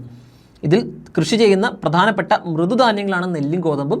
ബാക്കി വരുന്ന അരിച്ചോളം, ബജ്ര, ചോളം, റാഗി മുതലായവയൊക്കെ പരുക്കൻ ധാന്യങ്ങളാണെന്നുള്ള കാര്യം കൂടി ഒന്ന് മനസ്സിലാക്കി വയ്ക്കുക. ഇനി നാണ്യവിളകൾ എന്ന് പറഞ്ഞാലോ, വാണിജ്യ വ്യാവസായിക പ്രാധാന്യമുള്ള വിളകളാണ് നാണ്യവിളകൾ. വാണിജ്യ വ്യാവസായിക പ്രാധാന്യമുള്ള നമുക്ക് കൂടുതൽ പ്രൊഡക്റ്റീവാക്കി ക്യാഷ് ഉണ്ടാക്കാൻ പറ്റുന്ന വിളകളെയാണ് നമ്മൾ സിംപ്ലി പറഞ്ഞാൽ നാണ്യവിളകൾ എന്ന് പറയുന്നത്, ക്യാഷ് ക്രോപ്സ് എന്ന് പറയുന്നത്. പരുത്തി, ഏലം, കുരുമുളക്, റബ്ബർ തുടങ്ങിയവയൊക്കെ നമ്മളിത് ഓൾറെഡി എവിടെയും കണ്ടിട്ടുണ്ട്. നമ്മൾ പ്ലാന്റേഷൻ ക്രോപ്സ് വന്ന സമയത്തും കണ്ടിട്ടുണ്ടാവും, കൊമേഴ്ഷ്യൽ ക്രോപ്സ് വന്ന സമയത്തൊക്കെ കണ്ടിട്ടുണ്ടാവും, റബ്ബറിനെയൊക്കെ കണ്ടിട്ടുണ്ടാവും. അപ്പോൾ പരുത്തിയും ഏലം, കുരുമുളക്, റബ്ബർ എന്നൊക്കെ പറയുന്നത് എന്താണ്? നമ്മൾ കൊമേഴ്ഷ്യൽ പർപ്പസിന് വേണ്ടിയിട്ടാണ് ഉപയോഗിക്കുന്നത്, നമ്മൾ നേരിട്ട് കൺസ്യൂം ചെയ്യുന്നില്ല. അതുകൊണ്ട് തന്നെ ഇത് എന്തിന് കാറ്റഗറിയിൽ പെടുന്നു? നാണ്യ വിളകളുടെ കാറ്റഗറിയിൽ പെടുന്നു. ഇനി നമ്മൾ ഓരോ വിളകളെ പറ്റി ജസ്റ്റ് ഒന്ന് പറയുകയാണ്. നമ്മൾ ഓൾറെഡി ധാന്യങ്ങളെ പറ്റി പറഞ്ഞു. ധാന്യങ്ങളിൽ തന്നെ എന്താണ്? മൃദുധാന്യങ്ങളെ പറ്റി പറഞ്ഞു. നമ്മൾ ഏറ്റവും കൂടുതൽ കൺസ്യൂം ചെയ്യുന്ന, ഏറ്റവും കൂടുതൽ പ്രൊഡക്ടിവിറ്റി ഉള്ള ഒരു സാധനമാണ് ഇന്ത്യയിൽ നെല്ല് എന്ന് പറയുന്നത്. അപ്പോൾ ഈ നെല്ലിനെ പറ്റി നമുക്കൊന്ന് ഡിസ്കസ് ചെയ്ത് നോക്കാം. ഇന്ത്യയിലെ മുഖ്യ ഭക്ഷ്യവിളയാണ് നെല്ല്. നമ്മൾ സ്റ്റേപ്പിൾ ക്രോപ്പ് എന്ന് പറയും, അല്ലെങ്കിൽ സ്റ്റേപ്പിൾ ഫുഡ് എന്നൊക്കെ പറയും. ഏറ്റവും കൂടുതൽ നമ്മൾ കൺസ്യൂം ചെയ്യുന്ന ഡേ ടു ഡേ കൺസംഷനിൽ നമ്മൾ പെടുന്ന സാധനങ്ങളൊക്കെ ഉണ്ടല്ലോ. നമ്മൾ മലയാളികളൊക്കെ ആലോചിച്ച് കഴിഞ്ഞാൽ നമുക്ക് എന്താണ്? ചോറാണ് നമ്മുടെ സ്റ്റേപ്പിൾ ഫുഡ്. എല്ലാവരും കൺസ്യൂം ചെയ്യുന്ന ഡേ ടു ഡേ കൺസംഷനിൽ പെടുന്ന ഒരു ഫുഡാണ് എന്ത്? ഈ പറയുന്ന ചോറ് എന്ന് പറയുന്നത്. ചോറ് ഉണ്ടാക്കുന്നത് എവിടെ നിന്നാണ്? അരി വരുന്നത് എവിടെ നിന്നാണ്? നെല്ലിൽ നിന്നാണ്. അപ്പോൾ നെല്ലിനെ പറ്റിയിട്ടാണ് നമ്മൾ സംസാരിക്കാൻ പോകുന്നത്. ഇന്ത്യയിലെ ബഹുഭൂരിപക്ഷം ജനങ്ങളുടെയും പ്രധാന ഭക്ഷണമാണ് അരി. നെല്ല് ഒരു ആർദ്ര ഉഷ്ണമേഖല വിളയാണ് പരിഗണിക്കപ്പെടുന്നതെങ്കിലും വ്യത്യസ്ത കാർഷിക കാലാവസ്ഥാ മേഖലകളിൽ വളരുന്ന 3000-ഓളം തരം നെല്ലിനങ്ങളുണ്ട്. നമ്മൾ പറഞ്ഞു ഈ ഓരോ കാറ്റഗറി സൗത്ത് നോർത്ത് ഡിവിഷൻസിൽ വ്യത്യസ്തമാണെന്ന് നമ്മൾ പറഞ്ഞു. നോർത്തിൽ കുറച്ചും കൂടി കാലാവസ്ഥ മാറ്റം പ്രകടമാണെങ്കിലും സൗത്ത് ഇന്ത്യയിൽ അത്ര കാലാവസ്ഥ മാറ്റം പ്രകടമല്ല. കേരളത്തിൽ തന്നെ നമ്മൾ ഓൾറെഡി പറഞ്ഞു, പല തരത്തിലുള്ള നെല്ല് കൃഷി കൾട്ടിവേറ്റ് ചെയ്യുന്ന പല തരത്തിലുള്ള സീസണുകളുണ്ട്. അപ്പം മുണ്ടകൻ എന്ന് നമ്മൾ പറഞ്ഞു, അതുപോലെ പുഞ്ച എന്ന് പറഞ്ഞു, വിരിപ്പ് എന്ന് പറഞ്ഞു. ഇതൊക്കെ ഓരോ സീസണുകളാണ്. ഓരോ സമയത്തും കൾട്ടിവേറ്റ് ചെയ്യാൻ പറ്റും നെല്ല്. നോർത്ത് ഇന്ത്യയിൽ അത്ര പ്രൊഫൗണ്ട് ആയിട്ടുള്ള കാര്യങ്ങളല്ലാത്തതുകൊണ്ട് സീസൺ കുറച്ചും കൂടി എന്താണ് വ്യത്യസ്തം വരുന്നതുകൊണ്ട് തന്നെ എല്ലാ സീസണിലും നെല്ല് കൾട്ടിവേറ്റ് ചെയ്യാൻ പറ്റിക്കണമെന്നില്ല. എന്നാൽ ഇന്ത്യയിൽ മൊത്തത്തിൽ 3000-ലധികം തരത്തിലുള്ള നെല്ല് ഇനങ്ങളുണ്ട്. ഓരോ സമയത്തും കൾട്ടിവേറ്റ് ചെയ്യാനായിട്ട് നമ്മൾ എന്ത് ചെയ്യുന്നുണ്ട്? മോഡിഫൈ ചെയ്തെടുത്ത വിളകൾ പോലും ഉണ്ട്. അപ്പോൾ നെല്ലെന്ന് പറയുന്നത് ജനറലി നമ്മൾ എടുക്കുന്നത് എങ്ങനെയാണ്? ഒരു ആർദ്ര ഉഷ്ണമേഖല വിളയായിട്ടാണ് നമ്മൾ പ്രധാനമായിട്ടും ഇതിനെ എടുക്കുന്നത്. പക്ഷേ വ്യത്യസ്ത കാർഷിക കാലാവസ്ഥകളിൽ വളരുന്ന 3000-ഓളം തരം നെല്ലിനങ്ങൾ വികസിപ്പിച്ചിട്ടുണ്ട് എന്നുള്ള കാര്യം കൂടി മനസ്സിലാക്കുക. നെൽകൃഷിക്ക് ഏറ്റവും അനുയോജ്യം എക്കൽ മണ്ണാണ്. നെൽകൃഷിക്ക് ഏറ്റവും അനുയോജ്യമായിട്ടുള്ള മണ്ണ് എന്താണ്? എക്കൽ മണ്ണ് അഥവാ അലൂവിയൽ സോയിലാണ്. എക്കൽ മണ്ണ് അഥവാ അലൂവിയൽ സോയിലാണ്. അലൂവിയൽ സോയിലാണ്. നെല്ലെന്ന് പറയുന്ന ഒരു ഖാരിഫ് വിളയാണ്, നമ്മൾ ഓൾറെഡി പഠിച്ചു കഴിഞ്ഞു. അപ്പം ഇന്ത്യയിലെ ഏറ്റവും മുഖ്യമായിട്ടുള്ള ഭക്ഷ്യവിളയാണ് നെല്ല്. ഏറ്റവും കൂടുതൽ ആളുകളുടെ സ്റ്റേപ്പിൾ ഫുഡാണ്. സ്റ്റേപ്പിൾ ഫുഡാണ് നെല്ലെന്ന് പറയുന്നത്. നെല്ലെന്ന് പറയുന്നത് ഒരു ആർദ്ര ഉഷ്ണമേഖല വിളയാണ് ജനറലി പരിഗണിക്കപ്പെടുന്നത്. പക്ഷേ വ്യത്യസ്ത കാലാവസ്ഥാ മേഖലകളിൽ വളരാൻ പാകത്തിന് എന്ത് ചെയ്തിട്ടുണ്ട്? 3000-ഓളം ഇനം നെല്ലിനങ്ങൾ ഇന്ത്യയിൽ കൾട്ടിവേറ്റ് ചെയ്യുന്നുണ്ട്. നെൽകൃഷിക്ക് ഏറ്റവും അനുയോജ്യമായിട്ടുള്ളത് അലൂവിയൽ സോയിൽ അഥവാ എക്കൽ മണ്ണാണ്. നെല്ലൊരു ഖാരിഫ് വിളയാണ്. ഇത്രയും ഫാക്ടറുകൾ നമ്മൾ പഠിച്ചു. ഇനി അടുത്തതായിട്ട് ഇതിൻ്റെ കണ്ടീഷൻസിനെ പറ്റി പറയുകയാണ്. പ്രധാനമായിട്ടും 24 ഡിഗ്രി സെൽഷ്യസിന് മുകളിൽ ഉയർന്ന താപനില വേണം, ധാരാളം മഴ വേണം, 150 സെൻറ്റിമീറ്ററിൽ കൂടുതലെങ്കിലും എന്ത് വേണം? മഴ ഉണ്ടായിരിക്കണം. നെൽകൃഷിക്ക് ആവശ്യമാണ്. അപ്പോൾ പ്രധാനമായിട്ടും മനസ്സിലാക്കുന്നത് ഒരു ട്രോപ്പിക്കൽ ക്രോപ്പാണെന്ന് നമ്മൾ പറഞ്ഞു. ട്രോപ്പിക്കൽ ക്രോപ്പ് എന്ന് പറഞ്ഞാൽ എന്താണ്? അവിടെ ഏറ്റവും കൂടുതലുള്ള കണ്ടീഷൻ എന്ന് പറഞ്ഞാൽ നല്ല രീതിയിലുള്ള വെയിലടിക്കണം. ആ വെയിലടിക്കുന്ന സമയത്ത് എന്ത് ചെയ്യുന്നു? ഇതാണ് മഴയായിട്ട് മാറുന്നത്. അപ്പോൾ നല്ല മഴയും നല്ല വെയിലുള്ള കാലാവസ്ഥയിലാണ് ട്രോപ്പിക്കൽ ക്രോപ്സ് വളരൂ. അതിന് ഉദാഹരണത്തിൽ ഒന്നാണ് നമ്മൾ ഈ പറയുന്ന നെൽകൃഷി എന്ന് പറയുന്നത്. അപ്പോൾ 24 ഡിഗ്രി സെൽഷ്യസിന് മുകളിൽ ചൂടും 150 സെൻറ്റിമീറ്ററിന് കൂടുതൽ മഴയുള്ള സ്ഥലങ്ങളിലാണ് പ്രധാനമായിട്ടും നമ്മൾ നെല്ല് കൃഷി ചെയ്യുന്നത്. മഴ കുറഞ്ഞ പ്രദേശങ്ങളിലും ജലസേചന സൗകര്യത്തോടെ നെൽകൃഷി ചെയ്തു വരുന്നു. മഴ കുറവാണെങ്കിൽ നമുക്ക് എന്ത് ചെയ്യാൻ പറ്റും? ഡാമുകൾ പോലുള്ള അല്ലെങ്കിൽ കനാലുകൾ പോലുള്ള ജലസേചന പദ്ധതികൾ നമുക്ക് ചെയ്യാൻ പറ്റുന്നുണ്ട്. ഇതുവഴി നമുക്ക് എന്ത് ചെയ്യാൻ പറ്റുന്നു? ഈ നെൽകൃഷി അവിടെ പ്രോത്സാഹിപ്പിക്കാൻ പറ്റുന്നു. ഇന്ത്യയിൽ നെൽകൃഷി ചെയ്യുന്ന പ്രദേശങ്ങൾ എന്ന് പറഞ്ഞാൽ പ്രധാനമായിട്ടും നദീതീരങ്ങളും തീരസമതലങ്ങളും സിവാലിക് പർവ്വത ചെരുവുകൾ തട്ടുകളുടെ രൂപത്തിലുമാണ്. അപ്പോൾ ഇന്ത്യയിൽ പ്രധാനമായിട്ടും കൾട്ടിവേറ്റ് ചെയ്യുന്നത് നദീതീരങ്ങളിലാണ്. ഏറ്റവും കൂടുതൽ നമുക്കറിയാം, നമ്മുടെ സിവിലൈസേഷൻ്റെ കാലഘട്ടങ്ങൾ മുതൽ നദീതീരങ്ങളിലാണ് ഈ പറയുന്ന കൃഷികൾ കൂടുതലായിട്ട് നടക്കുന്നത്. തീരസമതലങ്ങളിലും കൃഷി ചെയ്യുന്നുണ്ട്. സിവാലിക് പർവ്വത ചെരുവുകളുടെ തട്ടുകൾ, ഇത് നമ്മൾ എന്തൊക്കെയാണ് നമുക്ക് ജസ്റ്റ് ഒന്ന് കണ്ടു നോക്കാം. നമ്മൾ ഈ ആദ്യം കാണിച്ചിരിക്കുന്നതാണ് തട്ട് രൂപത്തിൽ നമ്മൾ കൃഷി ചെയ്യുന്നതെന്ന് പറയുന്നത്. ഓരോരോ തട്ടായിട്ട് കൃഷി ചെയ്യുകയാണ് അല്ലേ? ഇത് നമ്മൾ പ്രധാനമായിട്ടും സിവാലിക് മലച്ചെരിവുകളിലും ഡെറാഡൂൺ പോലുള്ള ഈ ഒരു പ്രദേശങ്ങളൊക്കെ നോക്കിക്കഴിഞ്ഞാൽ ആ ഒരു ഏരിയയിൽ നമ്മൾ എന്ത് കാണാൻ പറ്റുന്നുണ്ട്, ഇത്തരത്തിലുള്ള തട്ടായിട്ടുള്ള കൃഷികളെ കാണാൻ പറ്റുന്നുണ്ട്. ആ ഒരു ഏരിയയിൽ നമുക്കിത് കൃഷി ചെയ്യാൻ പറ്റും. കൂടാതെ നമ്മൾ ഓൾറെഡി പറഞ്ഞു സിവാലിക് മലനിരകളെ കൂടാതെ നദീതീരങ്ങളിൽ ഏറ്റവും കൂടുതലായിട്ട് കണ്ടുവരുന്നു, തീര സമതലങ്ങളിലും പ്രധാനമായിട്ടും ഈ കൃഷി കണ്ടുവരുന്നു. ഇതിനെയാണ് നമ്മൾ പിക്ചറൈസ് ചെയ്ത് കാണിച്ചിരിക്കുന്നത്. ഇനി നെൽകൃഷി ചെയ്യുന്ന പ്രധാനപ്പെട്ട സംസ്ഥാനങ്ങൾ നമ്മൾ ടെക്സ്റ്റ് ബുക്ക് പ്രകാരം, അപ്പോൾ ഈ പറയുന്ന സ്ഥലങ്ങളുമായിട്ട് ബന്ധപ്പെട്ട് ഓരോ ഡാറ്റകളിലും വ്യത്യാസം ഉണ്ടായിരിക്കാം. നമ്മൾ ടെക്സ്റ്റ് ബുക്ക് റെഫറൻസിലുള്ള ഒരു സ്ഥലങ്ങൾ മാത്രം എന്ത് ചെയ്യാണ് എടുക്കുകയാണ്. അങ്ങനെ നോക്കിക്കഴിഞ്ഞാൽ പ്രധാനമായിട്ടും തെലങ്കാന, പശ്ചിമ ബംഗാൾ, ഉത്തർപ്രദേശ്, ആന്ധ്രാപ്രദേശ്, തമിഴ്നാട്, ബീഹാർ, അസം, ഒഡീഷ, ചണ്ഡീഗഡ്, ജാർഖണ്ഡ്, മധ്യപ്രദേശ്, കേരളം, ഗോവ തുടങ്ങിയ സംസ്ഥാനങ്ങളിൽ നെൽകൃഷി ചെയ്യുന്നു എന്നാണ്. കേരളത്തിലൊക്കെ വളരെ ചെറിയ ക്വാണ്ടിറ്റിയിൽ മാത്രമേ കൃഷി ചെയ്യുന്നുള്ളൂ, ഗോവയിലും ചെറിയ ക്വാണ്ടിറ്റിയിൽ മാത്രമാണ് കൃഷി ചെയ്യുന്നത്. പക്ഷേ നമ്മുടെ ടെക്സ്റ്റ് ബുക്കിൽ ഇത്ര ഈ പറഞ്ഞ സ്റ്റേറ്റുകളുടെ റെഫറൻസ് കൊടുത്തിരിക്കുന്നുണ്ട്. നമ്മൾ ആ സ്റ്റേറ്റുകൾ അങ്ങനെ തന്നെ പറയുകയാണ്. തെലങ്കാന, പശ്ചിമ ബംഗാൾ, ഉത്തർപ്രദേശ്, ആന്ധ്രാപ്രദേശ്, തമിഴ്നാട്, ബീഹാർ, അസം, ഒഡീഷ, ചണ്ഡീഗഡ്, ജാർഖണ്ഡ്, മധ്യപ്രദേശ്, കേരളം, ഗോവ തുടങ്ങിയ സംസ്ഥാനങ്ങളിലാണ് നെൽകൃഷി പ്രധാനമായിട്ടും ചെയ്യുന്നത്. പഞ്ചാബ്, ഹരിയാന, രാജസ്ഥാൻ, ഉത്തരാഖണ്ഡ്, മഹാരാഷ്ട്ര, കർണാടക എന്നീ സംസ്ഥാനങ്ങളിലും ചെറിയ തോതിൽ നെല്ല് ഉൽപ്പാദിപ്പിക്കുന്നു. പഞ്ചാബ്, ഹരിയാന എന്നീ സംസ്ഥാനങ്ങൾ പരമ്പരാഗത നെല്ലുൽപാദന പ്രദേശങ്ങളല്ല. പഞ്ചാബിലും ഹരിയാനയിലും പരമ്പരാഗതമായ നെല്ലുൽപാദന പ്രദേശങ്ങളല്ല എന്നുള്ള കാര്യം. അപ്പോൾ ആദ്യം നമ്മളൊരു കാര്യം മനസ്സിലാക്കുക, ഇവർ നെല്ലുൽപാദന പ്രദേശങ്ങളിലെന്ന് പറയുമ്പോൾ കൃഷി ചെയ്യുന്നില്ലെന്നല്ല അതിൻ്റെ അർത്ഥം. അതിൻ്റെ അളവ് കുറവാണ്. പ്രധാനമായിട്ടും കാരണം എന്താണ്, ഗോതമ്പ് കുറച്ചുകൂടെ പ്രൊഫൗണ്ടായിട്ട് അവിടെ കൃഷി ചെയ്യുന്നുണ്ട്. അതിന് കുറച്ചും കൂടി ഫോക്കസ് കൊടുക്കുന്നു. എന്ത് ചെയ്യുന്നു, ഈ നെൽകൃഷി ഉൾപ്പെടെയുള്ളവ മാറുന്നു. ആ ഒരു വ്യത്യാസം എന്താണെന്ന് മനസ്സിലാക്കിയിരിക്കുക. ഹരിത വിപ്ലവത്തെ തുടർന്ന് 1970-കളിലാണ് പഞ്ചാബ്, ഹരിയാന എന്നിവിടങ്ങളിലെ ജലസേചന സൗകര്യമുള്ള പ്രദേശങ്ങളിൽ നെൽകൃഷി ആരംഭിച്ചത്. അപ്പോൾ നെൽകൃഷി എന്ത് ചെയ്തു, ഈ ഹരിത വിപ്ലവത്തെ തുടർന്നുള്ള കാലഘട്ടത്തിലാണ് പ്രധാനമായിട്ടും ഈ പറഞ്ഞ നെൽകൃഷി ആരംഭിച്ചത്, അല്ലെങ്കിൽ കൂടുതലായിട്ട് ചെയ്യാൻ തുടങ്ങിയതെങ്കിൽ നെൽകൃഷി അവിടെ കുറച്ചും കൂടി എന്ത് ചെയ്യുന്നു, ഒതുക്കപ്പെടുകയാണ് ഈ പറഞ്ഞ പ്രദേശങ്ങളിൽ ചെയ്യപ്പെട്ടത്. കാരണം ഗോതമ്പിനാണ് കുറച്ചുകൂടി പ്രൊഡക്ടിവിറ്റി കൂടുതൽ കിട്ടിയത്. നെൽകൃഷി ചെയ്തെങ്കിലും നെല്ലും ഗോതമ്പും ഈ പറഞ്ഞ സമയങ്ങളിൽ ഹരിത വിപ്ലവത്തിൻ്റെ സമയത്ത് കൂടുതലായിട്ട് കൃഷി ചെയ്യപ്പെട്ടെങ്കിലും ഗോതമ്പിനായിരുന്നു വളരെയേറെ നമ്മൾ എന്ത് ചെയ്തിട്ടുള്ളത്. ഇപ്പോൾ ഗോതമ്പ് വിപ്ലവം എന്ന് തന്നെ വിശേഷിപ്പിക്കാറുണ്ട് അതിനെ. അപ്പോൾ നെൽകൃഷി കുറച്ചുകൂടെ ഒതുക്കപ്പെടുകയാണ് ഈ പറഞ്ഞ സമയത്ത് ചെയ്തതെന്നുള്ള കാര്യം മനസ്സിലാക്കുക. എങ്കിലും പഞ്ചാബ്, ഹരിയാന പ്രദേശങ്ങളിൽ ആദ്യകാലങ്ങൾ അവരുടെ ഹിസ്റ്റോറിക്കലി നോക്കിയാൽ ഈ പറഞ്ഞ നെൽകൃഷി ഉണ്ടായിരുന്നില്ല. ഈ ഒരു ഹരിത വിപ്ലവം തുടങ്ങിയതിന് ശേഷം ചെറിയ രീതിയിൽ എന്ത് ചെയ്യുന്നു, പ്രൊഡക്ടിവിറ്റി കണ്ടു തുടങ്ങിയതുകൊണ്ട് ആ ഒരു പ്രദേശങ്ങളിൽ എന്ത് ചെയ്യുന്നു, ജലസേചന സൗകര്യങ്ങളോടുകൂടി നെൽകൃഷി ആരംഭിച്ചു. പശ്ചിമ ബംഗാളിൽ കൂടുതലായിട്ട് നെൽകൃഷി ചെയ്യുന്നുള്ള കാര്യം നമ്മൾ പറഞ്ഞു. തെലങ്കാന, ആന്ധ്ര, പശ്ചിമ ബംഗാൾ ഈ ഒരു പ്രദേശത്ത് കൂടുതലായിട്ട് നെൽകൃഷി ചെയ്യാറുണ്ട്. ഈ പശ്ചിമ ബംഗാളിലെ കർഷകർ ചെയ്യുന്ന നെല്ലിനങ്ങളിൽ പ്രധാനപ്പെട്ടതാണ് ഓസ്, അമൻ, ബോറോ എന്നിവ. ടെക്സ്റ്റ് ബുക്കിൽ ഇങ്ങനെ ഒരു സ്റ്റേറ്റ്മെൻറ്റ് പറയുന്നതുകൊണ്ട് ഇങ്ങനെ തന്നെ ഫാക്ച്വലായിട്ട് പഠിച്ചു വെക്കാനായിട്ട് ശ്രമിക്കുക, ഇമ്പോർട്ടൻ്റ് ആണ്. പശ്ചിമ ബംഗാളിലെ കർഷകർ കൃഷി ചെയ്യുന്ന പ്രധാന നെല്ലിനങ്ങളാണ് ഓസ്, അമൻ, ബോറോ. ഓസ്, അമൻ, ബോറോ. ഓസ്, അമൻ, ബോറോ. നമ്മൾ കുറച്ച് ഫാക്ച്വൽ ഇൻഫർമേഷൻ പറയുകയാണ്. ലോകത്തിൽ നെല്ല് ഉൽപ്പാദനത്തിൽ ഏറ്റവും ഇപ്പോൾ നമ്മൾ ടെക്സ്റ്റ് ബുക്കിൽ നിന്ന് ചെറിയൊരു മാറ്റം വന്നിട്ടുണ്ടാകും. ഇപ്പോൾ റീസെൻ്റ്ലി ഇന്ത്യ ചില കാര്യങ്ങളിൽ ചൈനനെ ഓവർകം ചെയ്തിട്ടുണ്ട്. നമ്മൾ ആ ഒരു ഡാറ്റ അങ്ങനെ തന്നെ ഒന്ന് പറയുകയാണ്. ലോകത്തിൽ നെല്ല് ഉൽപ്പാദനത്തിൽ 1-ാം സ്ഥാനത്ത് ഇന്ത്യയാണ്. ലോകത്തിൽ നെല്ല് ഉൽപ്പാദനത്തിൽ 2-ാം സ്ഥാനം ചൈനയാണ്. ലോകത്തിൽ അരിയുടെ ഉപഭോഗത്തിൽ 2-ാം സ്ഥാനത്ത് നിൽക്കുന്നത് ചൈനയാണ്. ലോകത്തിൽ അരിയുടെ ഉപഭോഗത്തിൽ 1-ാം സ്ഥാനത്താണ് ചൈനയുള്ളത്. ലോകത്തിൽ അരി ഉൽപ്പാദിപ്പിക്കുന്ന രാജ്യങ്ങളിൽ മാറിയിട്ടുണ്ട്. പണ്ട് ഏറ്റവും കൂടുതൽ ചൈനയായിരുന്നു, ഇപ്പോൾ അത് എന്ത് ചെയ്തിട്ടുണ്ട്, ഇന്ത്യ ആയിട്ട് മാറിയിട്ടുണ്ട്. അരിയുടെ ഉപഭോഗം നോക്കുന്ന സമയത്ത് എന്താണ്, ഏറ്റവും കൂടുതൽ ചൈനയാണ്. 2-ാം സ്ഥാനത്താണ് ഇന്ത്യ.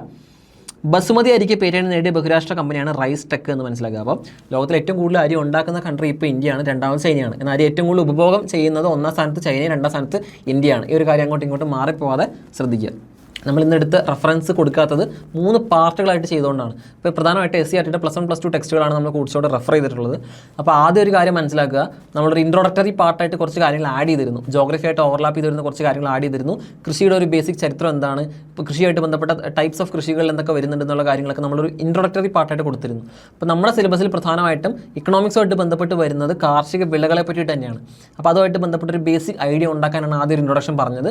പിന്നീട് നമ്മൾ സീസണുകളെ പറ്റിയിട്ട് പറഞ്ഞു. ഖാരിഫ് സീസൺ, റാബി സീസൺ, സെയ്ദ് സീസണെ പറ്റിയിട്ട് പറഞ്ഞു. ഈ ഒരു സീസണിലുള്ള കൃഷികളും എങ്ങനെയൊക്കെയാണ്, ഏതൊക്കെയാണ് കൃഷി ചെയ്യുന്നതെന്നൊക്കെ ഉള്ളൊരു ഐഡൻറ്റിഫൈ ചെയ്യാൻ പറ്റുന്ന ഒരു മാർഗ്ഗം നമ്മൾ പറഞ്ഞു. അപ്പോൾ പ്രധാനമായിട്ടും ആ ഒരു കണക്ഷൻ വെച്ചിട്ട് ഓർത്തിരിക്കാനായിട്ട് ശ്രമിക്കുക.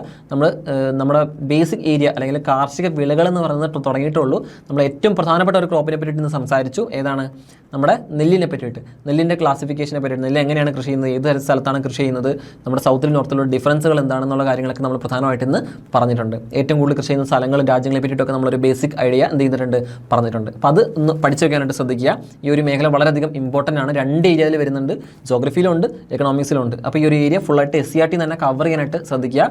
ഡാറ്റ പഠിക്കുന്ന സമയത്ത് അപ്ഡേറ്റഡ് ഇൻഫർമേഷനാണ് നമ്മൾ നോക്കുന്നത്. അപ്പോൾ ഈ സമയങ്ങളിൽ എന്താണ് മാറ്റം വന്നിട്ടുള്ളതെന്നും കൂടി ഒന്ന് അപ്ഡേറ്റഡ് ആയിട്ട് പഠിക്കാനായിട്ട് ശ്രദ്ധിക്കുക. ഓക്കെ, അപ്പോൾ നമ്മുടെ അടുത്ത ക്ലാസ്സിൽ ഇതിൻ്റെ സെക്കൻഡ് പാർട്ടായിട്ട് പുതിയൊരു വിളയമായിട്ട് നമുക്ക് വീണ്ടും കാണാം. Thank you.